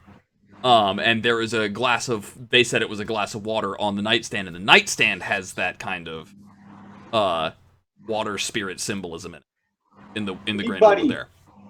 Anyone have access to this room before the gentleman drowned here? Who had access to it? The staff to the inn. So like 3-4 people. Who rented it before him? There was a stranger who came through town who rented the room before him. And he was a private man. But he seemed to know the area well enough. They figured he was either like a relative of somebody who used to live here, or maybe some obscure town's enthusiast traveler or whatever. Nobody really bothered him for too much information. He seemed educated. Though. A name? He introduced himself as Mr. Smith, and nobody bought it. What? So I'm assuming that the mark. Have you pointed out the markings in the grain, or is this something that is only visible to yourself? It's something he noticed. Right, okay. So you wouldn't have noticed it unless he pointed it out. Yeah. No, I've got good eyes. My eyes are pretty good. But I was wondering if this is like, if there are any other rooms that are vacant that we could just double check and make sure that if this was something that was only in this room in particular, or if there were any other rooms in the inn that shared the similar stuff. A quick investigation will be only this room. Okay. So I think we need to get back with the women folk and go have a look at this former laboratory. All right. Interesting enough, your investigations finished you in the tavern, which is actually an inn. Inn, tavern, it won't stop. Brothel, all of that. So we'll call it tavern. The inn, the official like proper name. This says tavern, the inn, out front. Tavern, saloon, and hotel. Tavern, saloon, and hotel. Dusty's. Let's just start calling it Dusty's. Dusty's. What Dusty's works. All right, so it turns out that they are just getting back from scaring the ever living shit out of a muckraker. Hey guys, we got chocolate. Yeah. I think we ate it all though. Yeah, we ate it all, but also we got papers. I got all the research that the reporter had. I'll tell you what we came across, and clearly whoever's doing this... Lab. I think there's a link here to the mad scientist. The fact that this guy knew what room the next to last victim was going to be in, went in, knew that a glass of water would be set on that nightstand. And then also the mayor needs to be looked into as well, but we can do that after the lab. Is there a ledger showing the other rooms that were occupied at the time that the death happened? Because the only way I can think of to ensure that room was the one that someone would use is to make sure that the other rooms were not available. So is there any information in the ledger that would lead to that someone else could look at, because I can't read? Oh, sweet summer child. Yeah, we can read. And it doesn't seem like there was any way to rig that up. Okay. Like if somebody was going to know what room he was going to take in, whatever methods they used to assure it was going to be that room are not immediately apparent in any way. It could have just been dumb luck. Although that doesn't really sound like what you're doing here. Like, I don't believe in coincidence, not anymore. So you guys are all headed to the lab? Yeah. Excellent, because I have pretty graphics for that. Yay! I was going to say we could check out the only other source of actual water in this area, but I think that is circumstantial at this point, at best. All right, so there you guys have been dragged into. I don't think anybody else can see yet. Oh man, No, I can't see it. That's No. okay. We're gonna fix that real quick, like. I think we're looking for something that's a nexus between mad science and maybe some sort of Native American shamanism. witchcraft. or Yeah. knowledge. Yeah. Magic. And this is gonna need dynamic lighting, global illumination. Boom! You can now see the world, I think, except for none of the players can. Because... Well, I can. I think I'm getting the Now I can see part of it. the Chrome bug thing. So I got it. If you guys can see anything other than the room that you're in the hallway there. No, just the room I'm in. Yeah, no, I'm incidentally, I made the I map, see so where I'm we- alright with it. Like, you know, it's Okay, fine. so control by. Why are none of these? I am distraught that the floor has a grate on it. That Oh, I got it. just Okay. imagining all is wood instead of metal.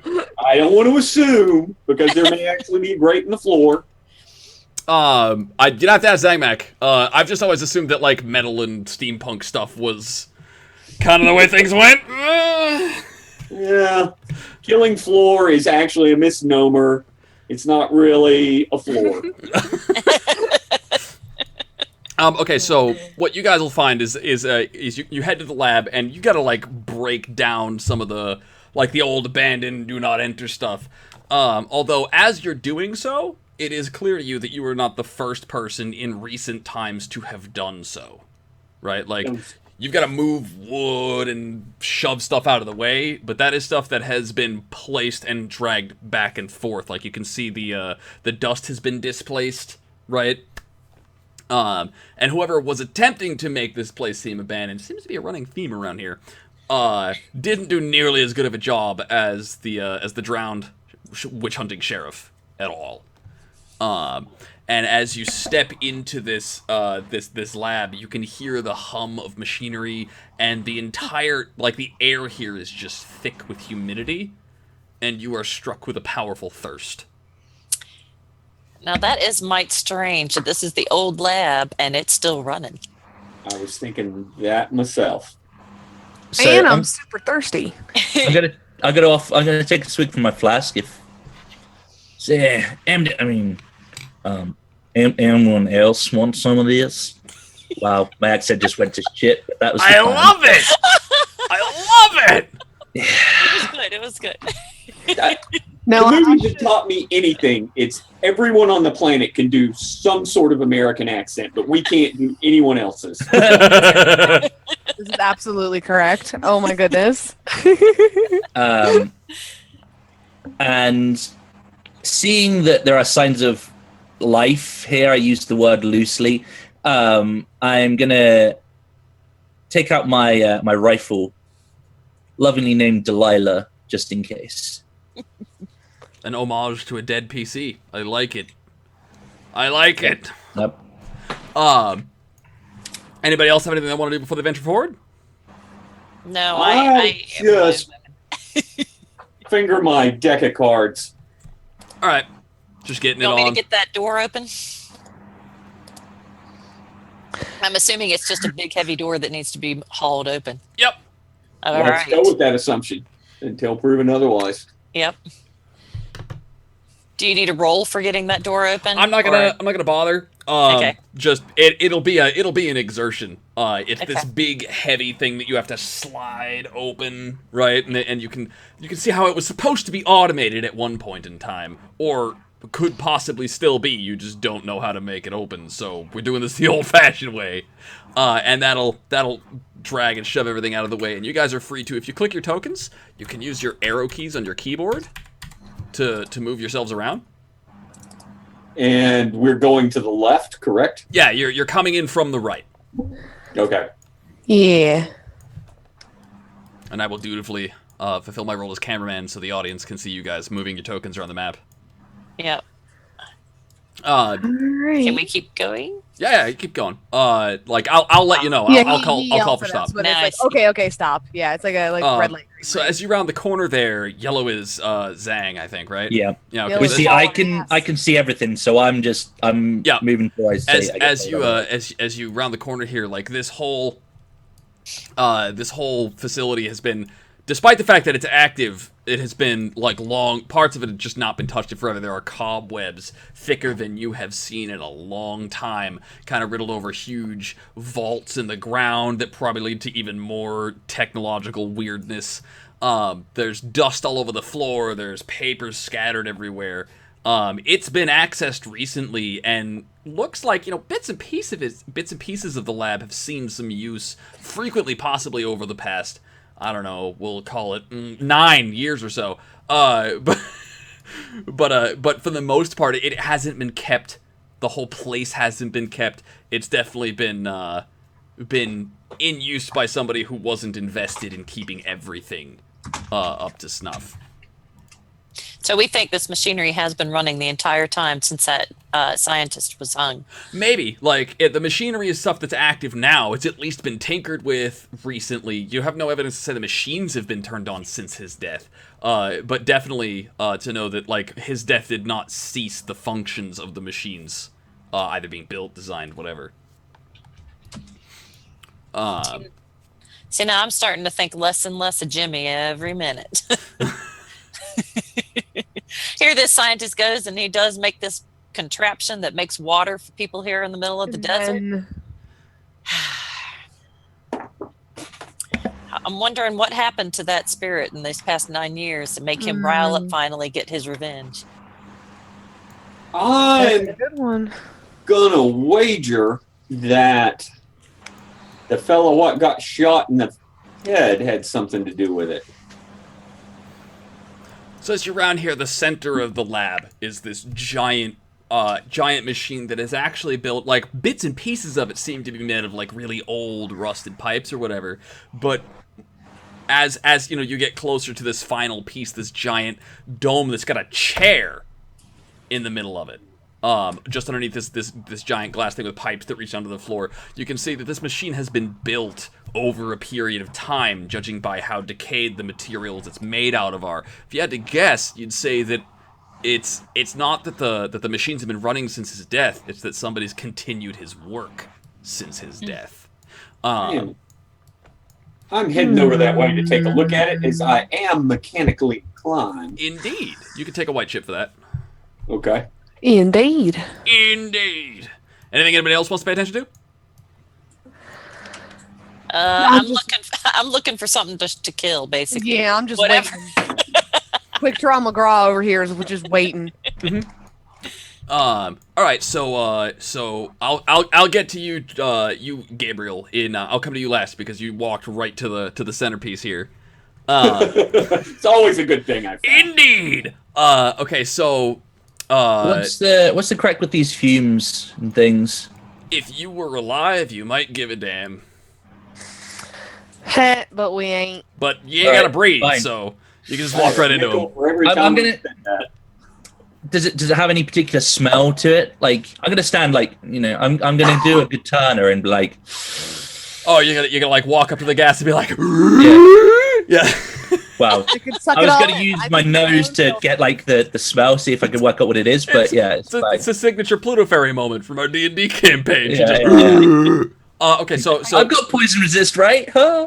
Yeah. it smells like some sort of chemical concoction that's just lingering on the air, like maybe an experiment gone wrong. Maybe whoever was doing this not knowing what the hell they were supposed to be doing. There's like spilled chemicals in front of this fan.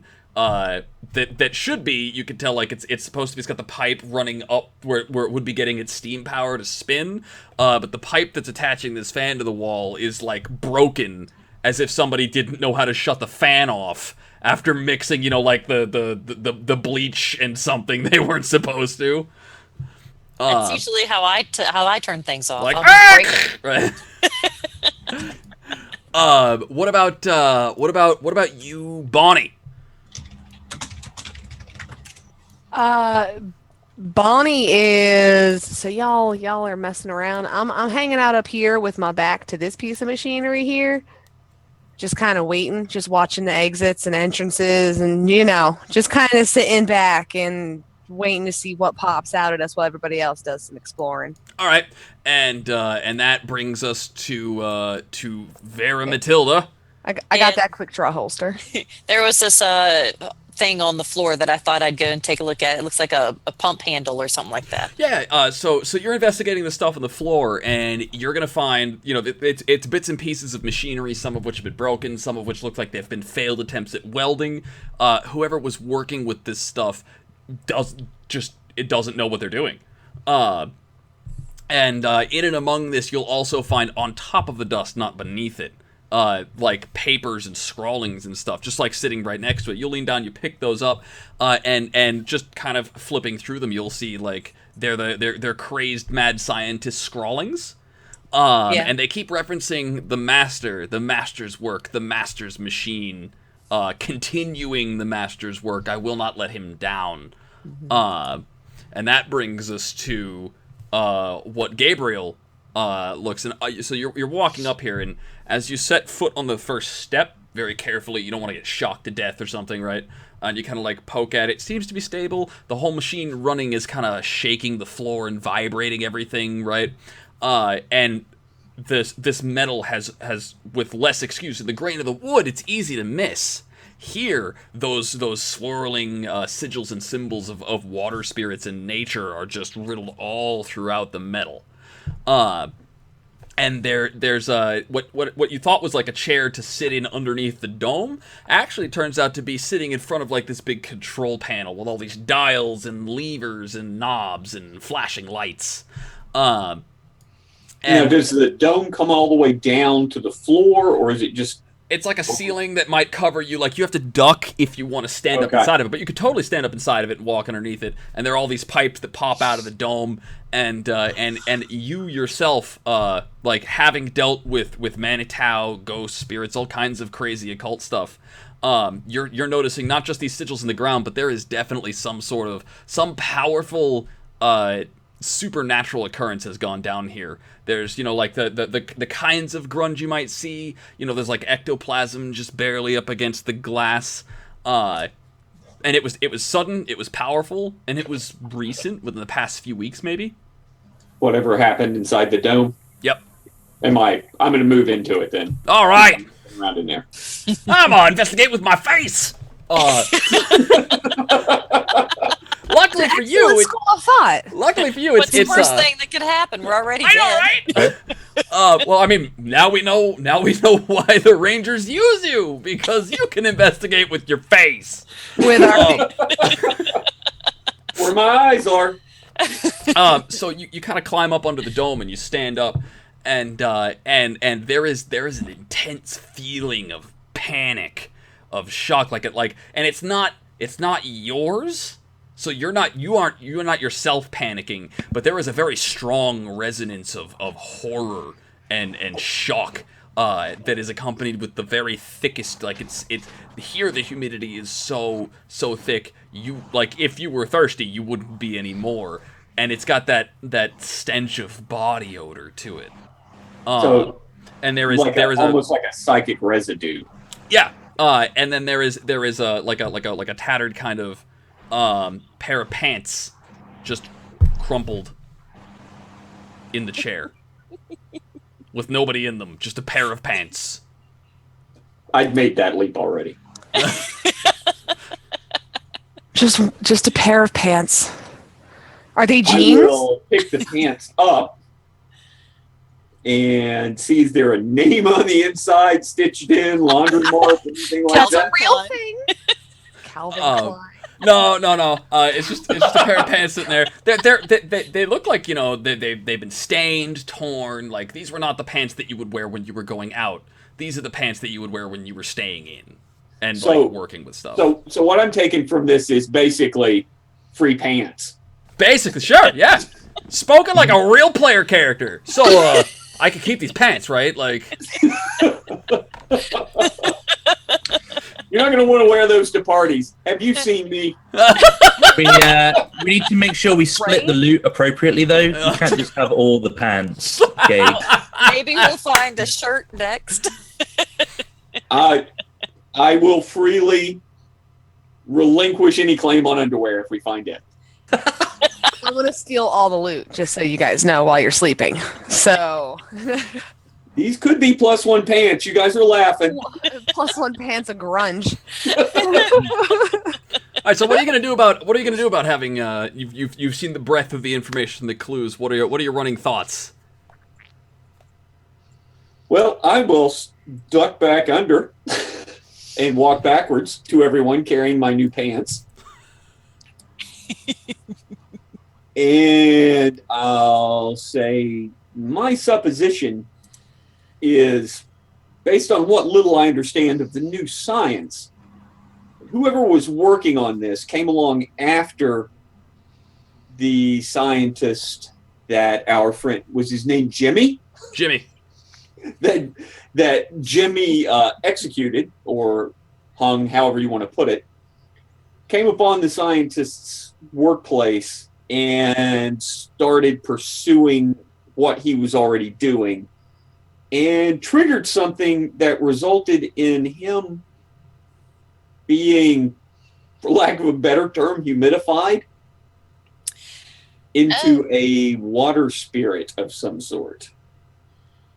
Now, I know this is reaching, but all of us have seen the inside of a coffin. So I just need to know what supposition means.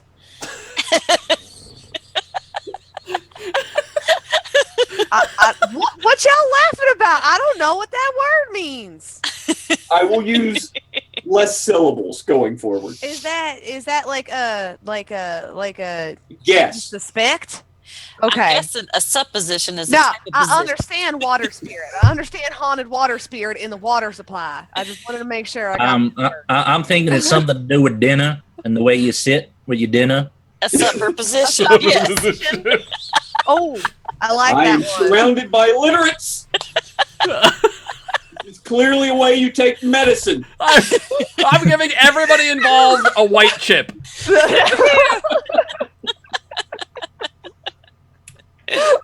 I'm taking it whether I earned it or not.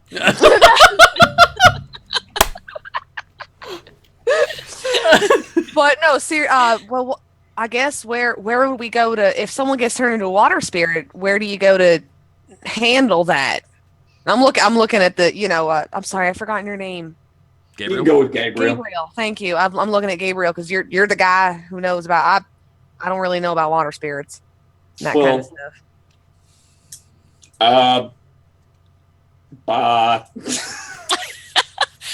We're in this is outside of my area of expertise. What about the magic trough? Sorry, my dog was talking. Damn, cowardice. Shut up, Cletus. I'm pretending to be a dead cowboy. Can you hold on a minute?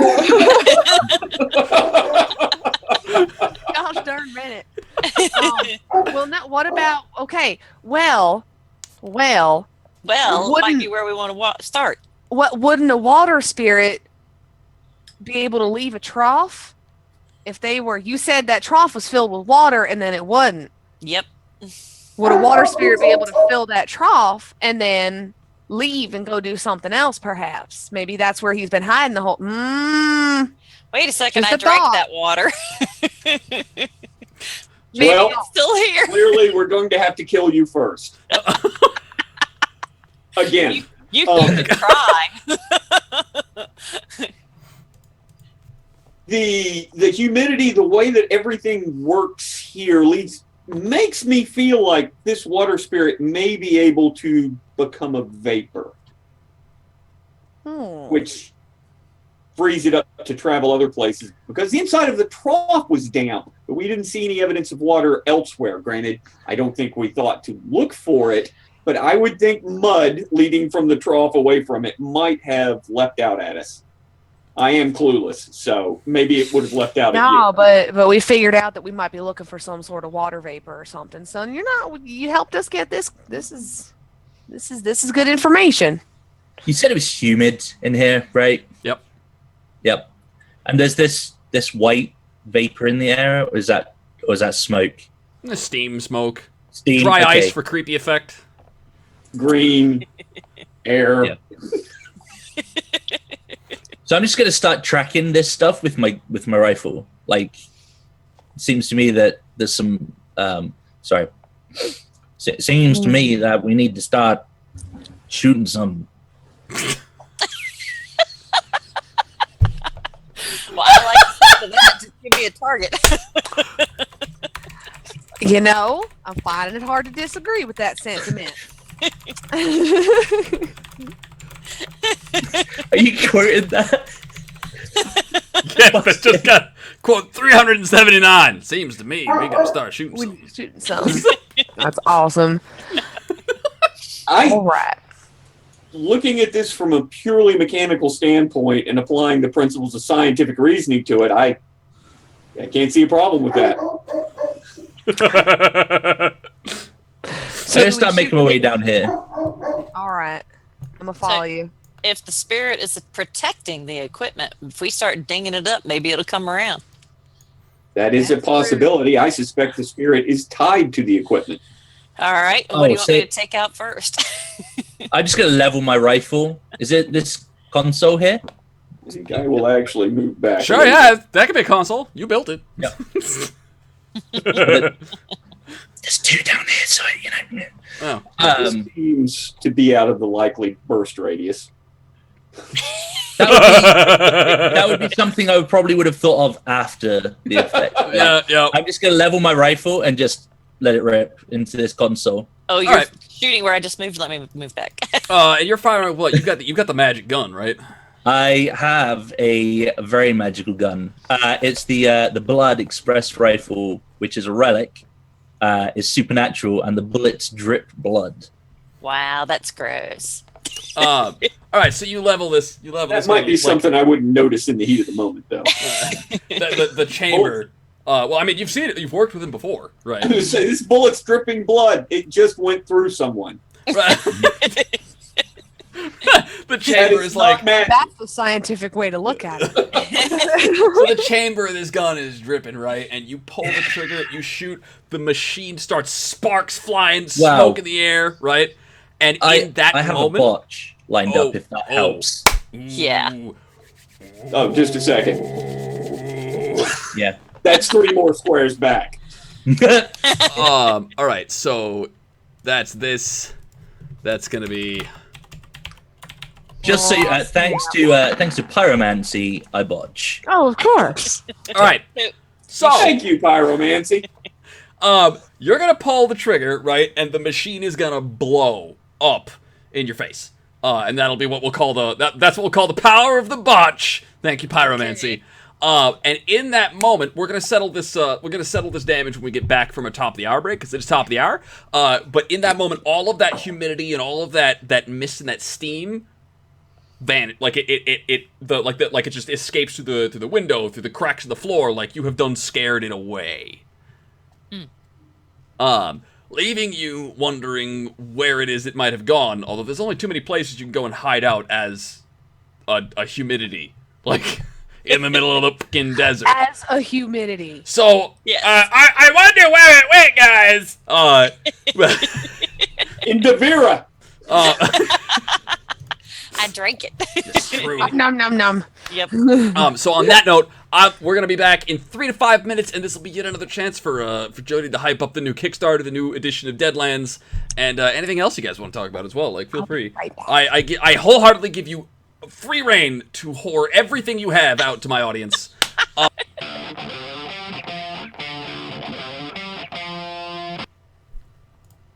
Oh, that's not the right. There we go. That's the right screen. I am the consummate professional. Welcome to twitch.tv/EvilSqueegee and or youtube.com/EvilSqueegee. If you're still with us, I am sorry. I am EvilSqueegee. I'm Marshall today. We are playing Deadlands with a pack of, I recently learned today, is Harrowed.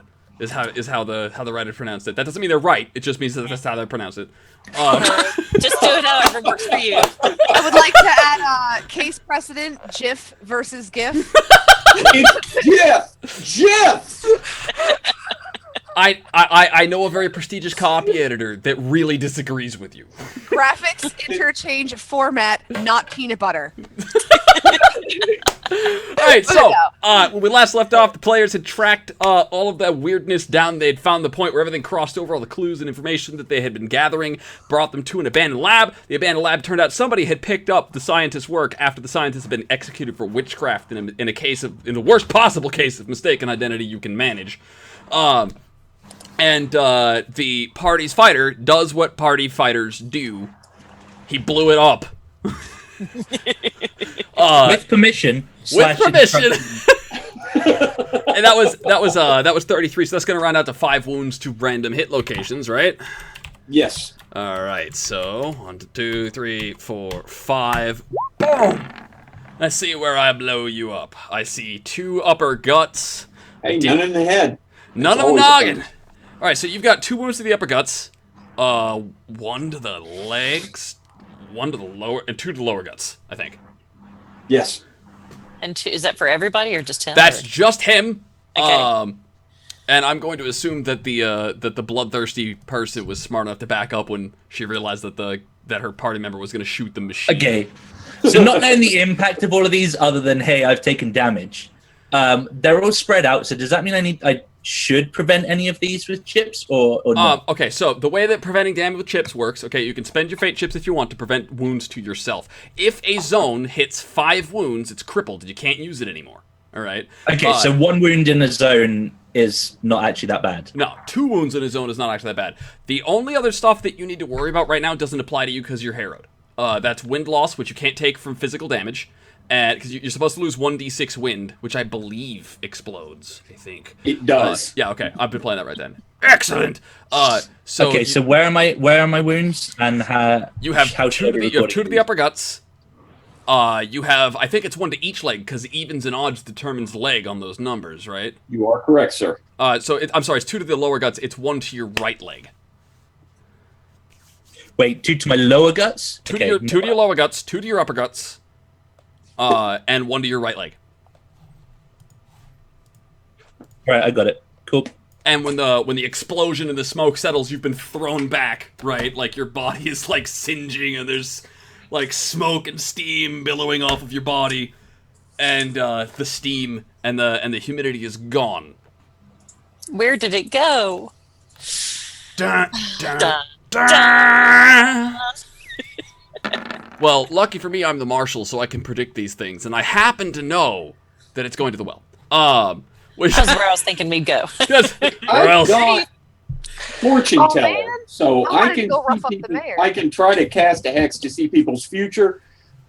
I'm gonna cast it on the marshal. No. Like, it seems to be the only other place, because if you think about it, right, they've been in a drought. So if this thing has been hiding out in the well, nobody's gonna see it because nobody's allowed near the well. There's supposed to be a security guard posted out by, but conveniently, he seems to have drowned recently.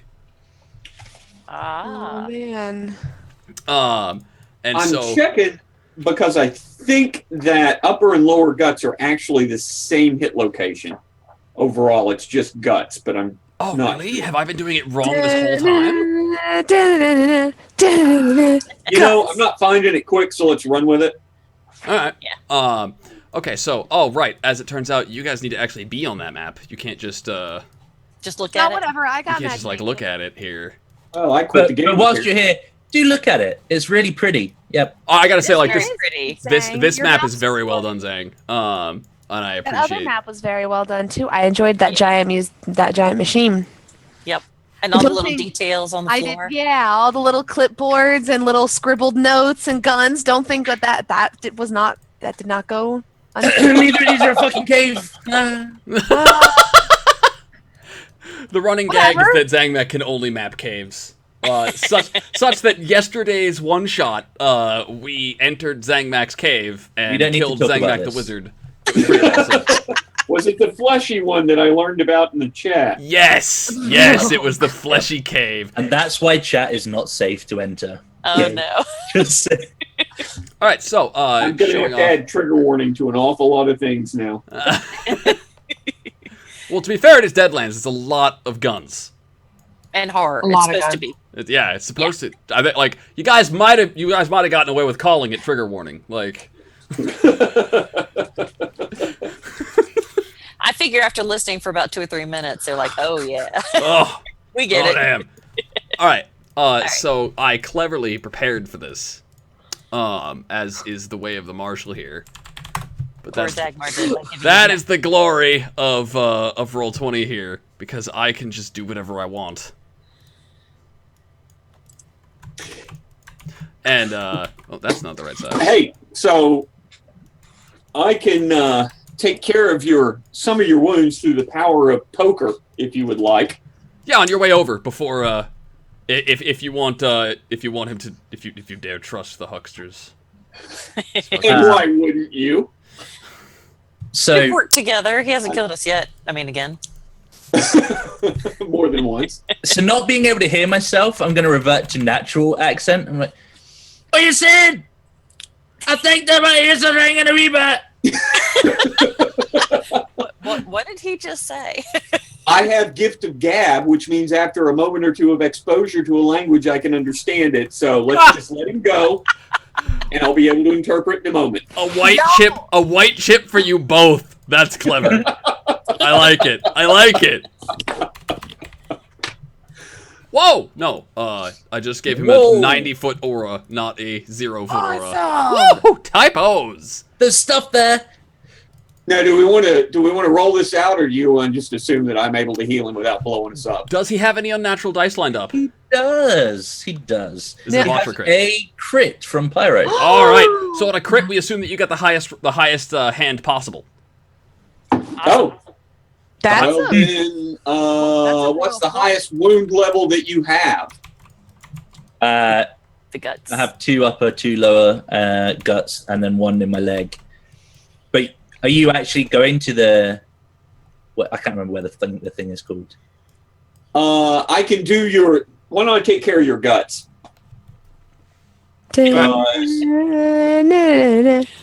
every time. Basically, that will take care of all the wound levels in your guts. Works for me. Upper and lower, or just one or the other? We're splitting them up, aren't we? So it would be one or the other. I'm cool with it healing both. Oh, okay. Okay. Doing some more digging, it does appear that it is one hit location. It's broken into upper or lower, so that if someone's standing behind a bar or something. Oh, okay. Okay, so that's only listed there for. Okay, good to know. This game just got a whole lot more lethal. It is. Okay, so so you bust out your what does your casting your hex look like, Gabriel? I basically, if I'm trying to be subtle about it, at worst, it's a fan of a poker hand that whips out. Mm-hmm.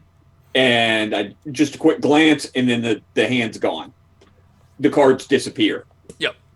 In this case, since I'm not trying to hide it, I'd probably do a lot of shuffling, a lot of bridging, playing with the cards before I whip them out. Mm-hmm. So. All right. So the huckster does his various array of like fancy gambler card tricks. Mm-hmm. Conceptually, what's going on for those people who haven't played Deadlands before is my character's actually engaging Manitous or demons, evil spirits, however you want to think of them, in a mental contest, and I visualize it as a poker game wherein I can cheat. Yep. The way I've always described it is that the Manitou, the Manitou aren't all that bright. By nature, they're bound to their word. And they're itching. Every last one of them wants to be the one to pull off that Faustian deal. Yep. And they suck at poker. And that's playing poker. All right. So normally you'd roll the dice. We'd find out how many cards you get dealt, and you try and make the best poker hand you can. But because who was that unnatural crit? Thanks to Pyro. Thanks to Pyromancy. Thank you, Pyro. You shall be healed. I wasted it on him. Yeah. You shall be healed. Okay, so You guys have quite a battlefield here. You have your orders. Once you've identified it, it's you don't get to do the recruiting. You only get to do the putting downing, which is totally the scientific term for that. I swear. This is a really big battle map. I like this. So you guys are free to hole up if you want to like try to lure the attention of this thing elsewhere onto the battle map. You could scroll around. You could decide that there's a place that you think is advantageous for your engagement, or you could just charge in, all guns blazing, and be like, "Fuck it!" It's up to you. I'm the latter usually on that kind of persuasion, so I'm not going to be overthinking this one bit. Now, if somebody else who might have more book learning wants to draw those water spirits away, that sounds like a good idea to me. More book learning tells me I don't want to be the one that does that. Okay. That's how you live so long. Well, technically. Got hit with a train. Would explain the ugliest sin. Like, I'll, depending on where we go, if they're in a nice little clump there, I can try and soften them up. You'll have to get there before I can. Yeah, so basically... I'm willing to take that bet. Okay, so... What's in these supplies, by the way? Up here? Yep. Because... Because? Because we've got I can't read, so I don't know if there's any labels that's going to be shit useless to me. So I want to check if there's anything there that we can utilize. Who knows? There might be a keg of gunpowder or some shit in there. All right, so on the way to like rush over to the well, right? You'll wind up piling out from behind this building. This will be your angle of approach over here, coming out like this. Okay. Right, and that'll afford you the chance to kind of inspect and rummage through these barrels. There's some food. There's cooking stuff, so like you might find some oil in there if you want. Arming the PCs with oil is never a good idea. Pro tip for the GMs out there: never do this. But there could be oil. Like anything. We eat raw meat. Anything you might find in the kitchen could be found in that pile of barrels and crates. Oh, I really so want to break out a joke that would make my wife punch me in the face, but he's not here right now. So. Oh no! I just heard a yell from downstairs. I'm home. I may be in trouble. Now. Actually, is any of the food rotten or moldy? Yeah, sure. Guess what? I'm enjoying it. All right, nom nom nom nom nom goes Bonnie. I'm loving it. Satisfied the craving. There, at least this. I'm just sitting there. At least it's not horse blood. Oh, we got something on the board. I'm gonna go over there and try to whack it. All right. So it is. I'll back you up. That is literally what she said. Yeah. Vera's a big britches hindrance there. She's and heroic. She wants to go over there, and plus she's been having this simmering rage that she finally wants to unleash upon All right. it. So what we're gonna say is I'll let you get about this far. Okay. Before the elementals notice you, and that's where I'm gonna have us roll quickness. So anybody can position themselves up to about that point, before combat goes down, and or just abandon your party members to their fates if that's your thing. Run away. I joke about it, but we actually had that happen once. I have a horror game that I have run for years at conventions where every time one character invariably, I've never run it in 15 years where someone hasn't sold the party out at one particular point. And there's not even a hook to do it. They just do it. All right, so cruel. so as you guys, I gotta get my hands on playing the table. That's all I'm saying. I know, right? So you guys are approaching, and the elemental, the spirit, like it's as if it somehow senses that there are four, like demons in corpses approaching. That's racist. And I know, right? And it's as you're approaching, like you can see the mist kind of like billowing up and out of the well, and it will slowly take some vaguely almost humanoid form. And you can like it's almost humanoid enough to trigger the thought of humanoid. This is some uncanny valley territory that you're walking into. Like, you know how dolls are creepy? Yeah. These elementals are hitting that kind of a pseudo-humanoid appearance. So you're saying we are almost attracted to them, but a little put off by their unnatural appearance. Yes. Okay. And they are... Not that that's ever happened with me.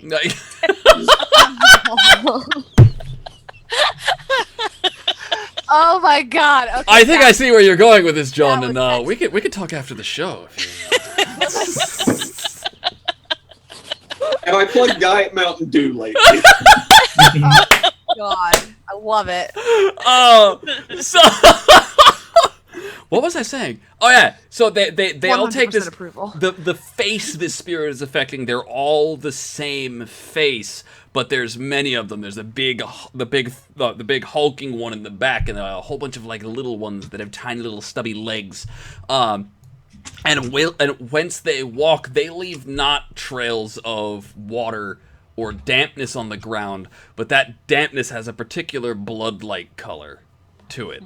And mingling in with the water, you can see just wisps and traces of blood and bile and vomit and death. As if every killing this entity committed was dragging it closer and further down the path of corruption. And with that really cool sounding narrative, everybody roll me initiative! Which is quickness. I draw Quickness? the cards. Yeah, you're gonna roll quickness. You roll quickness. My understanding is that you get one card base, and then if you pass your roll, it's TN5. You get another card, and for every 5 additional you rolled, you gain an additional card. You're only interested in the highest number in your dice pool. I would give you a white chip for that description because that was pretty cool. Thank you. So I take the 9. No, do not give him a white chip. Fuck that shit. No. I'm going to start chucking red chips just to let him draw. So sick. I'm not going to run it here, but I need you to know in most Deadlands games, I am completely blind. No, it's not me. It's other John. Other John, that's right. Do the slash roll. Oh, yeah. / Yep. No, I just wanted you to know very emphatically that I was rolling 48. Yeah. No, I get it. This is about to happen. I'm glad I Why missed are you that always now. comparing?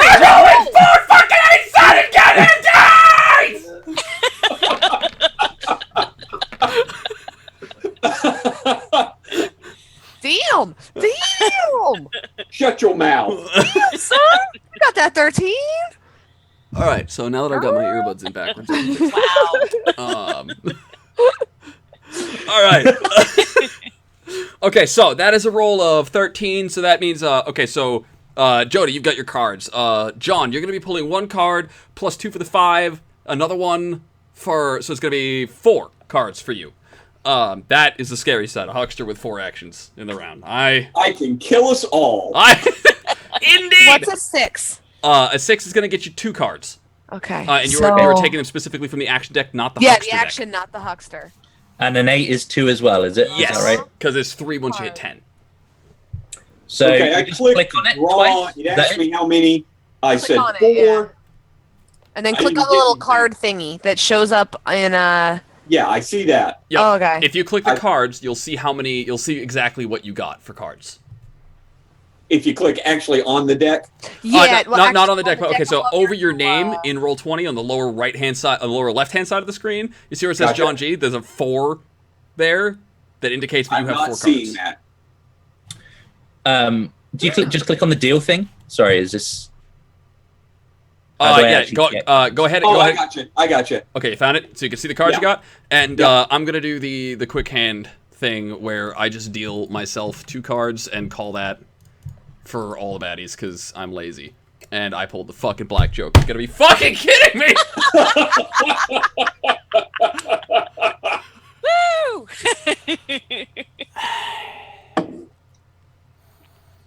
For serious. All right, so for those who are watching at home, explain what happens when a black joker. Okay, so when you pull a black joker on an initiative, that means you get no actions in the round, and everybody at the end of the round shuffles all their cards back into the deck, which means at the end of the round. Now, what's going to happen is each of those cards that you pulled. Okay, so we're just going to call this surprise round because fucking else we're going to call it. I was trying to avoid that, but whatever. Screw you, man. Black Joker. So what happens is I'm now going to count down from aces, kings, queens down, all right? And you get to take a turn if you have one of those cards. Oh. Yeah. Okay, so I'm going to start off Marshall calls aces. Anybody got an ace? Okay, Plutes, you got an ace, but you're gonna drag the ace out of your hand and put it on the deck down here by this joker, on the table. Okay, hold on. Things are blocking other things. Things are blocking things. Ah! There. Again, literally. That. There. Yep. Okay. So, I know, right? if somebody else had an ace, the suit would break the tie here. Okay. So, on your action, you're purple. What would you like to do?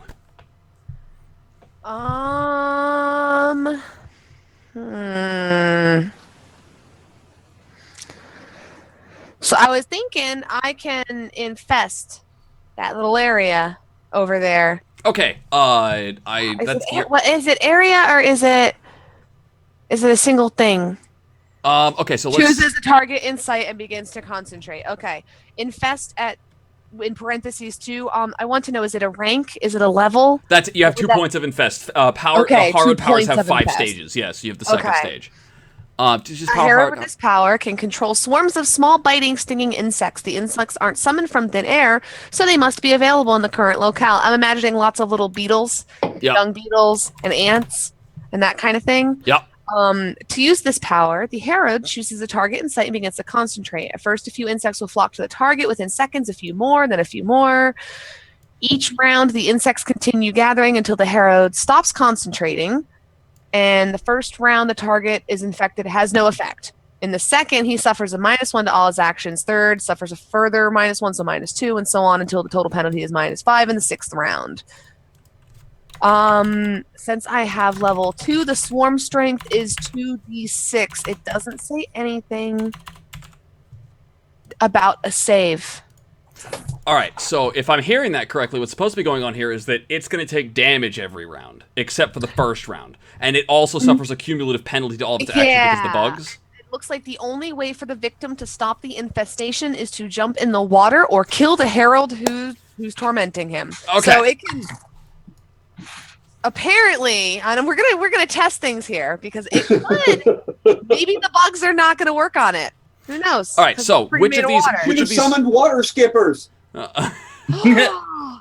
Which of these elementals would you like to hit? I want the big guy. All right. That big guy. So is this a roll to hit kind of thing, or is this just happen? It's automatic, guys. Yeah, it doesn't. I basically get to take the action. It's supposed to. It's supposed to be a damage over time effect, is what I've gathered. This might be relevant for like declaring actions and stuff, but I have the unholy reflexes thing. So do I get an extra action card for that? Is that what that says? Pretty sure. If Harry goes, if Harry with this power can squeeze extra actions into a combat round, level of the power determines how many extra action cards a Harry can draw.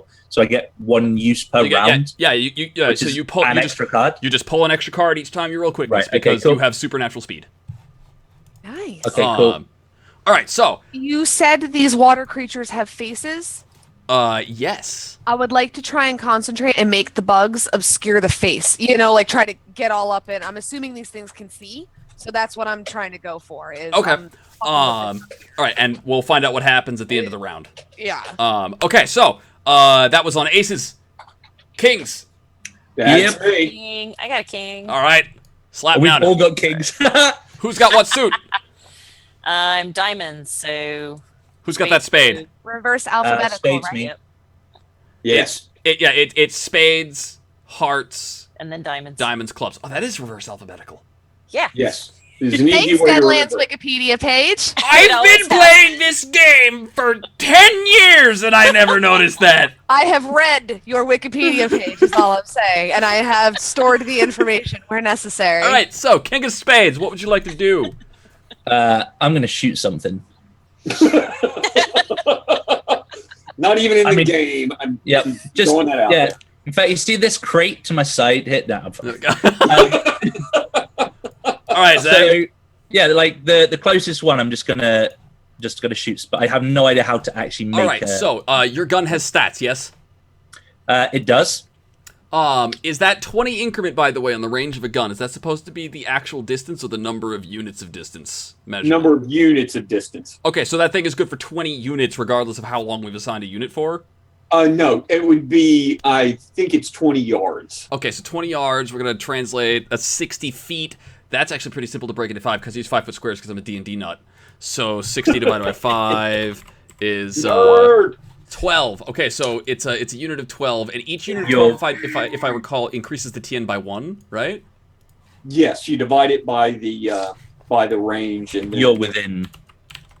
Yeah. Okay, so it'll be 3. So your base TN to hit this guy is going to be 5 plus 3, 0.75, whatever. I'll drop it. And okay, so what am I actually rolling to? You need to hit TN 8. Okay, so you're going to take the number of dice is equal to your shooting skill. Shooting. Okay. And the die type is going to be your. It's deafness or nimbleness. I think it's deafness. Yeah, it's deafness. deafness. Yes. Shooting, 4 in shooting, and my die type is based off of which one? Sorry. Deafness. Nimble. Deafness. Oh, okay. In which case, I'll just roll my deafness because it's exactly the same. All right. Well, that's just going to confuse things. All right. So you hit. Once you hit TN8, that's all you need. Now that means that if you had gotten raises on that shot, if you had gotten increments of 5 over the target number, you'd be able to add or subtract that many points on the hit location. So roll me a hit location to check for if it's a headshot or not, basically, because it's got a vaguely humanoid shape, so we can apply the hit location rules. Okay, so is it just a single D20 for that? Single D20 to see where the damage goes. All right, so it'll go lower guts. You hit it center mass effectively. Okay. Roll me damage. Now, a normal gun would only be doing what? A normal gun would only be doing 40-10. Yours is a relic. We slapped an extra damage die on it. Okay. Okay, so that's 19. The little ones are size 4. I think it just blew it away. 19 divided by 4. God, I'm having a calculator on hand. It's close enough to 5. All right, so what happens is that you line up the shot, and you pull the trigger, and there is that familiar kind of, like, wet sound in the gun instead of like a click, but then there's that explosion and the bullet sends this like red, like a tracer round of like the drips that just rocket towards this water elemental and hit it, and it like the blood kind of like spreads out in a mist inside of it, and it just comes out the other side, and there's just water all over the place, and it destabilizes. The elemental falls apart.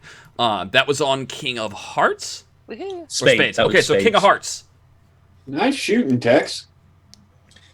I mean, King of Hearts would be... Yes! I'm so glad somebody said that. Yes. It had to happen.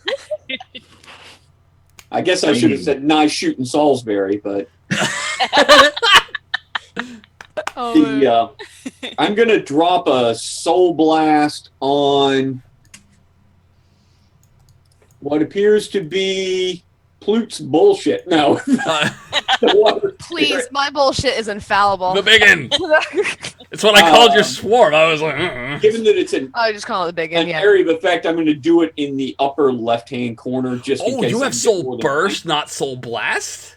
Yes. I don't know why I have Soul Burst and not Soul Blast, but let's blow some stuff up. We're not going to question these things. Okay, so do you crit or do you botch or do you have an all natural? What do you got? It is natural. Botch. Damn it! All right. So I'm assuming you know the appropriate attribute. The Huckster's spell slinging. The attribute is different based on the hex, but the aptitude, the number of dice you rolled, remains the same. It's pretty much D12s on everything except one of them. Oh, I see. Chris gave the Huckster sheet all of the... It's not like he's biased towards Hucksters or anything, because he plays one. Well, my cognition is a D6. So. Boom! What was that? Alright, so roll me the dice, find out how many cards to deal you. That, by the way, was the sound of hitting 40 retweets, just in case you're wondering. Yeah. Was it? Oh, yeah. Oh, this is not going to be good for anybody. Oh shit! God. 40! Holy cow! Obliteration. So long, Yeah. fuckface. I should point out I also have Luck of the Draw 3, which lets me draw another 3. Oh, okay, so the reason why this is not good for anybody, is that the more cards he pulls, the more likely he is to go to Joker, and that's how you backlash. Yeah. Fortunately, I have a hex slinging skill of above 3, so it's only the Black Joker, but... Ooh, I didn't know that. Yeah. Okay. I gotta do. That's a Hucksters and Hexes thing. Oh, okay. That's why I didn't actually pour over Hucksters and Hexes specifically yet. Yeah. Go get the supplement. No, hey, Well, I'm not gonna correct him because he literally wrote the book. So, all right. So, how many cards you pulling? It's 5 base, right? 5 base plus 1 for every one above the target number, and on this one, I believe it's just the regular, so a TN5. Okay, so you got a TN5, so that means you hit 35 divided by 5 is going to be 7 bonus cards plus 3. So you're drawing. Oh, I also have a Herald ability called Luck of the Draw, which gives me another 3. So I'm drawing, I think, the most cards I have ever seen drawn. So are you running like a millstone deck or something? 15 15 cards. 15 cards. The best Right, so you go ahead and you. poker hand I can out of it. All right, so draw the 50 cards, Draw and your cards. you're gonna draw your. You know what? Actually, rather here, what I'm gonna do, rather than mixing those up with the cards that you have in your hand from your initiative already, Okay. because it doesn't differentiate card types. So what I'm gonna do is I'm gonna go ahead. I'm gonna shuffle the Huckster deck here, and then I am going to just drag 1, 2, 3, 4. Oh, Joker. That's the Black Joker. I don't have to use that in the hex. 7, If I don't use it, we're good. 9, 10, 11, 12, 13, 14. I do 15. believe I'm getting the All right, Viper. so you actually have the option of not including the Joker. I believe that is correct. If you don't use it, it doesn't hit you. I've never run with that. I've just always run with it. If you pulled it, you had to use it. Let me check. This is worthy of collection. Meanwhile, everybody in the audience is fingering their destiny tokens, going, "I can't wait to screw you up, boy." I'm gonna throw you in the well. I'm gonna throw you in the well. That's what's happening right now. You're Can getting I well. can I take a reaction to fuck off back to the lab? Nope. Too late. We're Oh, I think, you know what? Looks like to me it's backlash. Fanning through it real quick, not spending the time to rules lawyer and go through it. Oh yeah, All that's right. definitely backlash. Okay, so Let's put this as it is a wild big card, so you can use it for anything you would like. Let's Is see. that not I is that have royal a- flush? Oh no, it's not a royal flush. I can get a royal straight. Let me see. Can I get a straight flush? Because 6, If you 7, use it as king. 8. No.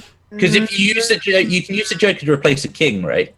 I can, but it won't be a royal flush. Yeah. It'll only be a straight. I think flush is the best I can do here. Let's see. Ace, King, Queen of Diamonds.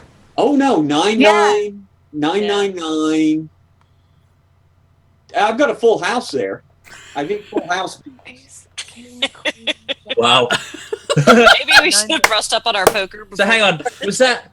Yeah, it's a natural roll. Do you have any crits or botches lined up? It doesn't fucking matter. It's a crit and a botch, apparently. Yes. Yeah. So it looks to me like I have a full house with 9s over 7s. 9, 9, and then the Joker. Joker. And Because then a it's pair of there, might as 7s. well use it. Yep. I could Looks- do jacks over 9s, I guess, but that doesn't really matter. Well, that's a better hand, so Yeah, Jacks over Yeah. 9s will be better. it doesn't have any impact on the rules, but for Yeah. the sake of being a pedantic fuck, that is a better hand than 9 over 7. So And right? 7s over 9s. And it is yeah. the best hand you can make. Okay, so a full house on Soul Burst is going to affect Oh, whoa, I think I just fucked up. 6d10. All the cards have gone. Oh, shit. I still Oh, see no. I screwed it up. Can I undo? I still see the cards. There we You're go. talking about the initiative. Oh, Yeah, he was talking initiative. Oh, We you were still- on King of Hearts. Oh shoot, they're all gone. Yeah. but the cards. I know I had a 7 and a 4, We might not live through this, Oh, so yeah. but we might already be dead. So That's right. He might just be killing all of them here, so go for it, John. The Huckster deck is the bottom deck radius on. is going to be Fridays. 5 yards. All and right. it does 60 feet in a 5-yard radius. So do you want to roll that d20 or me? It may not even hit them. It may be centered on me. Oh, you can't control where it goes? Who knows what the Because he backlash is going to be? Right. So this is where we Oh. destiny token this, right? All right, yeah, okay. So if y'all are looking for, here we go. Okay, we're gonna hype mark destiny token, John's one and possibly only backlash. Go. TPK. That's all. Sarah P, that's Sarah me. P. Sarah P Right in that. beats out pyromancy. Fastest gun in the West. All right, that is going to be Right there. Steer Backlash, I think is the... Fun. There we go. I hope you don't mind my using a screenshot of your rules. I hope this isn't copyright infringement, because I've been doing this for a while. All right, so she gets to determine what the number on the roll is going to be, and then I interpret that. Okay. Depending on how That's generous one I'm feeling. input as to what the worst possible thing is. They don't Worst always is go this. for the worst thing. We've got some people in the audience who are just out to make certain everybody TPKs all the time, though. That Low does numbers happen. good. High numbers really bad for us. Mm-hmm. I think our huckster, which started with schizophrenia, that was part of his character. He started with schizophrenia because he's a vet of the West, right? And so he's occasionally talking to inanimate objects and stuff. I think at this point he is up to 7 madnesses from He's Backlash. got 7 madnesses. He's got 7 madnesses. 5 to 8 Backlash. The Manticore rebels and overloads the Huckster system for the magic of the 100 grounds. The Huckster takes 3d6 damage to the guts. Is There's also 7 madnesses? Yeah. Yeah. Like he's addicted. Like there's some really random ones. Uh-oh. A botch for each one of the creators that'll be going to Jody and John. So your next rolls are going to come up as botches, I think. Okay. Hashtag Zangcave. Thanks. Oh, there's Kizzer. He's the guy who plays the huckster. Okay, so you're gonna take 9 damage to the guts. I think it works out to a wound. I'll spin one of those white chips and suck it up. All right. So I can retract all the huckster cards now because you do how much damage and how big of a radius and where do you want to place it? I was placing it at the upper left corner of the big water spirit. Upper left corner of the big water spirit, and this is a 15-foot It's template. going to cover. Hold on. I think it's 25 because it's. Oh, I'm sorry. It's 5 yards, so 15. So it's 15. So it's 3 squares in each direction from the center point. Yes. All right, so that's going to cover these squares here. That would hit here, yeah. It's going to go off like... It's going to hit all of them, basically. So... 6d10. Me roll it. You roll it. Now, the good news is this is This is natural, right? Because you've already done Damage it. is natural, yes. Yeah. We only apply the unnatural dice to actions. Yeah. eventually I will get the right numbers typed in along with the letters that And go the with letters them. and the exclamation points. Uh-oh. Okay. Wow. Wah, wah. Well, Okay, so that's 8. 29 damage to everything in that radius, right? Right. So 29 divided by, the little ones are size 4. They're dead. they're just Okay. dead. Boom. Can you spend chips to make them that do more damage? I don't think you No. can spend fate chips on damage. Okay, No. okay. You can spend them on actions though. And then you've got that thing is probably size it's 4 times the size of a person, so we'll run with like size 12 or so.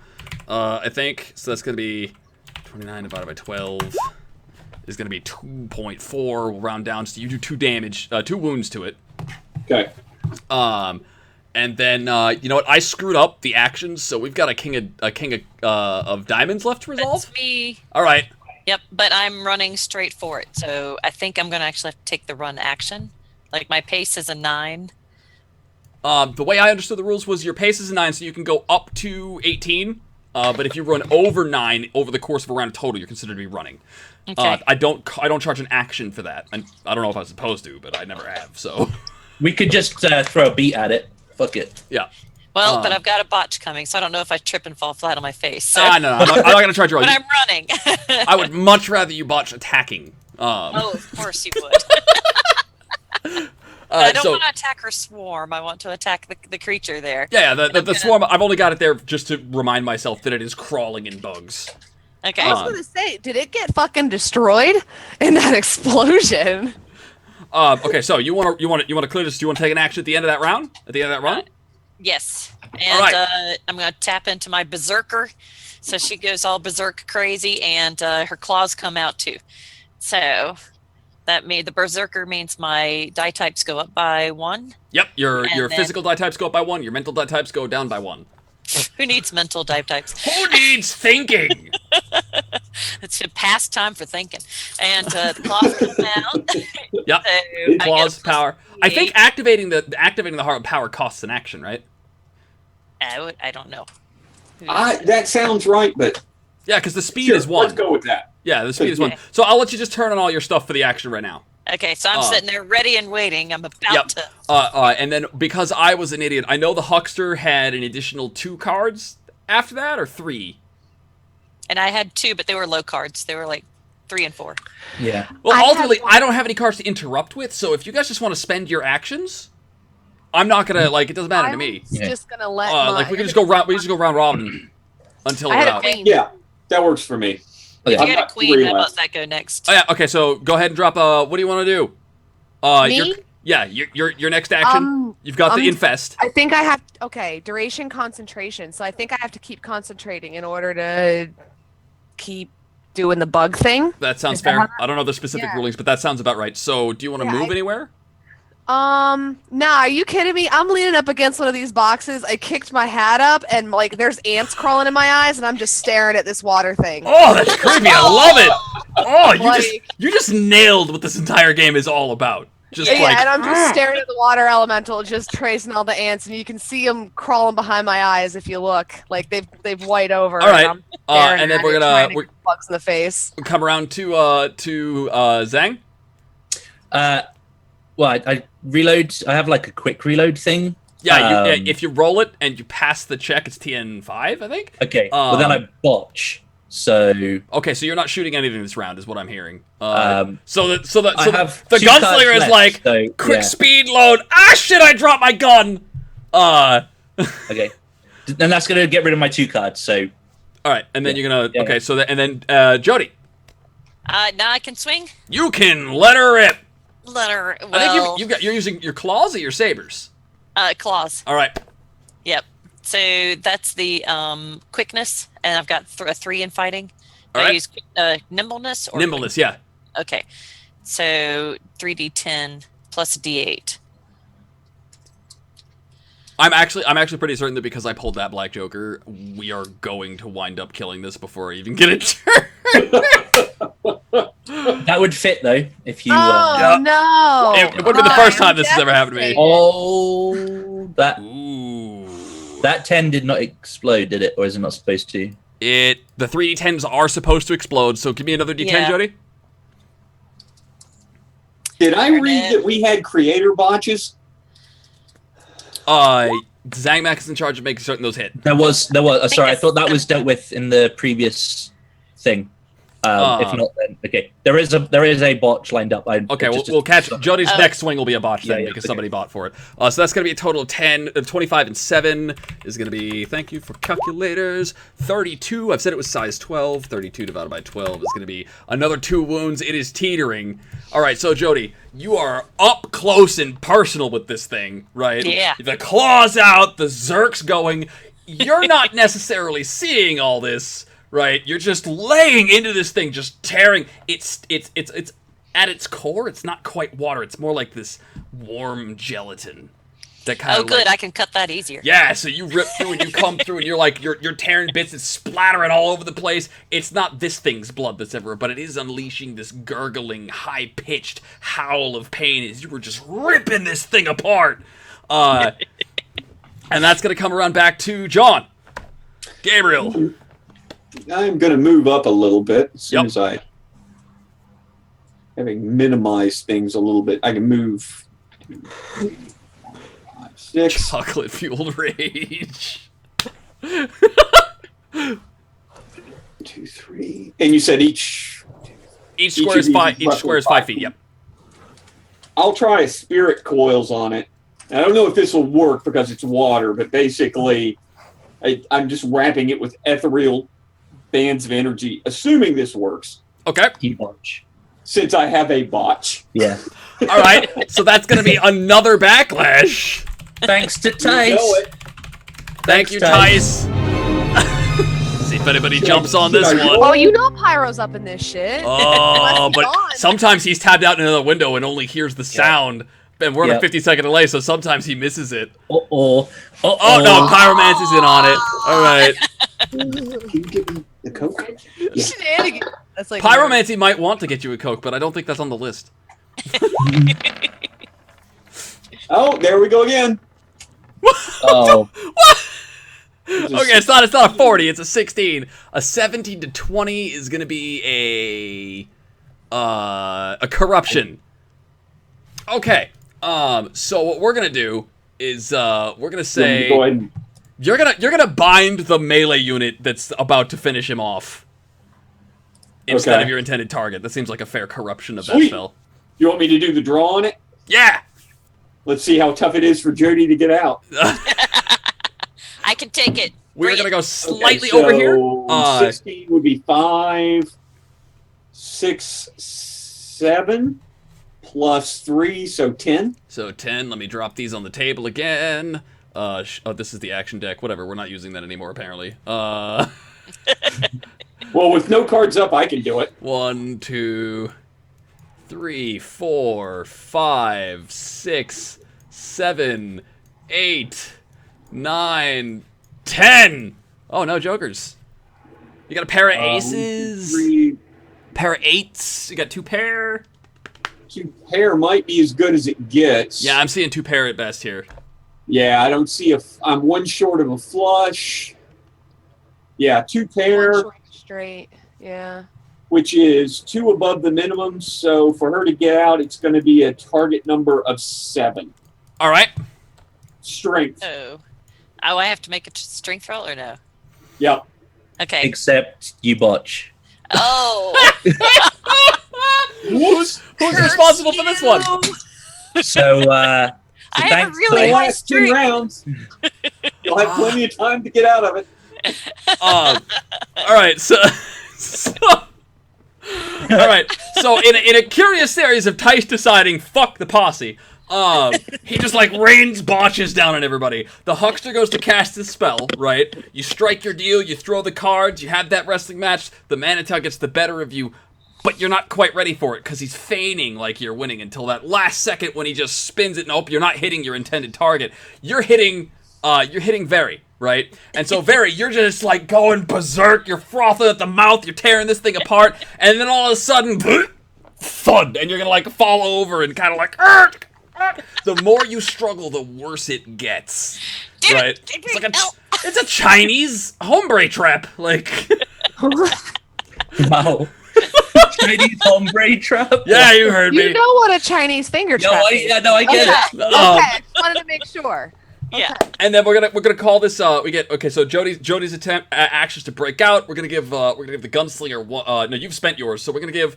So I Plutz- had a botch and then I had an action left over. I used my action to clear my reload. gun, pick it up, and sort my shit out. and then Yep. you're still concentrating on your power, right? Plutz? You're still concentrating on the bugs? Yeah, exactly. Alright. And I'm assuming it's not doing any damage. Not yet. Not until the end of the round.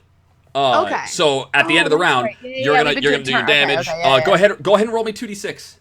All right, and it has a -1 now as well. Now, did these 2d6 do the exclamation point thing? Yes. Okay. All damage does exclamation points. Damage is emphatic in this system. I love it. That will not be enough damage to tick over its size rating. So Okay. you're gonna get like while you're still getting that -1 to all of its actions, this is probably not the most effective way you have to kill something this large. It's a huge water thing. It's just drowning the bugs. Yeah, but next round it does Oh, well, it's level 2. I guess I can shoot it next round. All right. We'll see how Now, that is. in the what we're gonna do here is I'm gonna flip over and remember which window I'm looking at. Now I can recall all these. I can recall all these. Ha! All right. Now we get one more quickness roll, and it looks like I survived a round. So I'm gonna take my 2. I'm gonna shuffle these. And if I get a black joker, so help me God. I'm gonna get to the Marshall deal. What did I get? All right, I do not have a black joker. We're good. Whew, this is close. We're just waiting for somebody to deal 12 damage in a single strike. That's all it needs to go down. It has one wound left. I will get on that, or killing the party. One or the other. A 7. I'm just going to get an extra card. All right, everybody can draw their own cards because everybody knows how many cards they're supposed to get, right? More or less. No. Okay, you're supposed to get 1 card for free, okay? And then Okay. for every increment of 5 that you ticked off on your roll, you gain an additional card. From 0 or from a specific Oh, number? man. From 0. I got the black Okay. Oh, well, no. Oh, no! The first So, who stacked this deck? I man? know, right? I shuffled it! You take it up with roll 20 and be like, Dear roll 20, fuck off! Yeah. I don't know if I have anything that kicks off in particular because of the Black Joker, but I'll check my character again real quick. The rules are just you lose all your actions and we reshuffle at the end of the round. Okay. Well, I'm stuck on the ground panting anyways. Yeah, just like doing the wiggle. Somebody gift that. Somebody gift that. Somebody gift that. Yeah, that should be part of the, hey, do you want to come on stream? Oh, by the way, we have someone who's quite a prolific giffer. Wait, there should have been a sheet of warnings before we came online. Yeah. I know, right? Okay, so just Well, at least I took the Black Joker. None of you were gonna get it. oh, whose king was this? That was my second card that I. Oh, okay. So that's out. That's out. Yeah. Okay, so it's mine. Tice dropped 1 more crit for the GM and 1 botch for Jody. Whoa. Oh, Tice, why you gotta be so mean? Tice. What's wrong with you, Tice? Okay. So why you gotta be so mean? As it turns out, I got an ace. I got the ace of hearts. Anybody else got an ace? Nope. No. Well, as it turns out, the water elemental doesn't have to move to find fresh meat. Got a -1. I've got a -1. It's a crit lined up. But though. I on that. So our translation for this is that we call a crit. We call a crit 5 raises. So I hit on a fighting check. Now, if I'm not mistaken, do I add? I've always wondered: is it two spots on the hit location chart, or is it just +2 on the d20 to hit? You can adjust up or down 1 for each raise. For each raise on a fight. In the rules for fighting, though, they specify that fighting you add 2 to the roll to hit because you're not likely to hit somebody's feet. Right. Is that to the number, or do I just bump up 2 spots? You to the number. Okay. You can still hit someone in the foot. It's just unlikely. Yeah. All right. So 1d20, and this is determined. Wow. 13. Damn, Tice, why you gotta be so mean? And then he's like, just how good can I hit her with this? Yeah. All right. So it's 3d6, and it's gonna be a noggin shot because I can get that far. So that's an additional 2d6. So that's gonna be 5d6. Thanks, Tice. 5d6 exploding to the noggin. I don't think I kill you though. 20. Your size 6. 3. So I get 3 to the noggin. That doesn't count as magical damage. It is still like the elemental, like it kind of like reaches up, rears above you. Now that you've been tearing this thing apart and it's finally gathered its who with what's, and you're the only one who's done any real damage to it so far, right? And there you are, just flopping around, and so it raises its fist, and its fist like freeze over. Into the chill of Hades runs through its fist, and it comes down with ice on top of your head, and you're bleeding, and that doesn't feel too great. But I can't really charge your wind, so I can't knock you out, and I'm very sad by this. All right, so that was my action. That was on aces, kings. Oh, Jody. Oh, poor Jody. Kings, queens. Yes. I've got a king of diamonds. Oh, you got a king of diamonds. All right. You also have a crit. Just saying. Oh, does he have a crit? Yeah. All right. I'm assuming that's a crit failure. No, a critical success. Yep, So critical whatever success. you do is going to be the best you can do. Yep. Two. So you pull the highest card on whatever the highest hand on whatever hex you cast here. All right, then clearly that's going to be a soul burst. Yeah. Presumably aimed so it doesn't catch Jody in the blast. Again. That thing, fortunately, is big enough that I can do money that shot. by going probably 2 behind it here. 1 crit for Yeah. Jody, 1 botch for the Marshal, and a Destiny token. And that's the Dead Man Walking 09. That's a new name, man. Thank you so much for the support. I appreciate it. Enjoy your tokens. So All right, so that's gonna be how much? Thank you, Dead Man Walking. How much damage? Just so we can see you roll 1s on every one of those dice and roll under 12 dice. No. Sweet. Uh-uh. 12. 8d12, really? Yes. Oh shit! All right, let's see the damage. Here we go. Drum roll and now. And on that note, wow. that is the killing blow. This elemental erupts from the inside out into it evaporates. It's bits of bone and flesh and teeth from previous victims just splatter everywhere as there is nothing left. I envision this thing going out in like a watery mushroom cloud of like pink and red magical energy. Just boom! The ground is a crater where it used to be, right? And there's the huckster with his cards like. What the? Anybody else want to see a card trick? Hey! And on that note, we have a giveaway to run.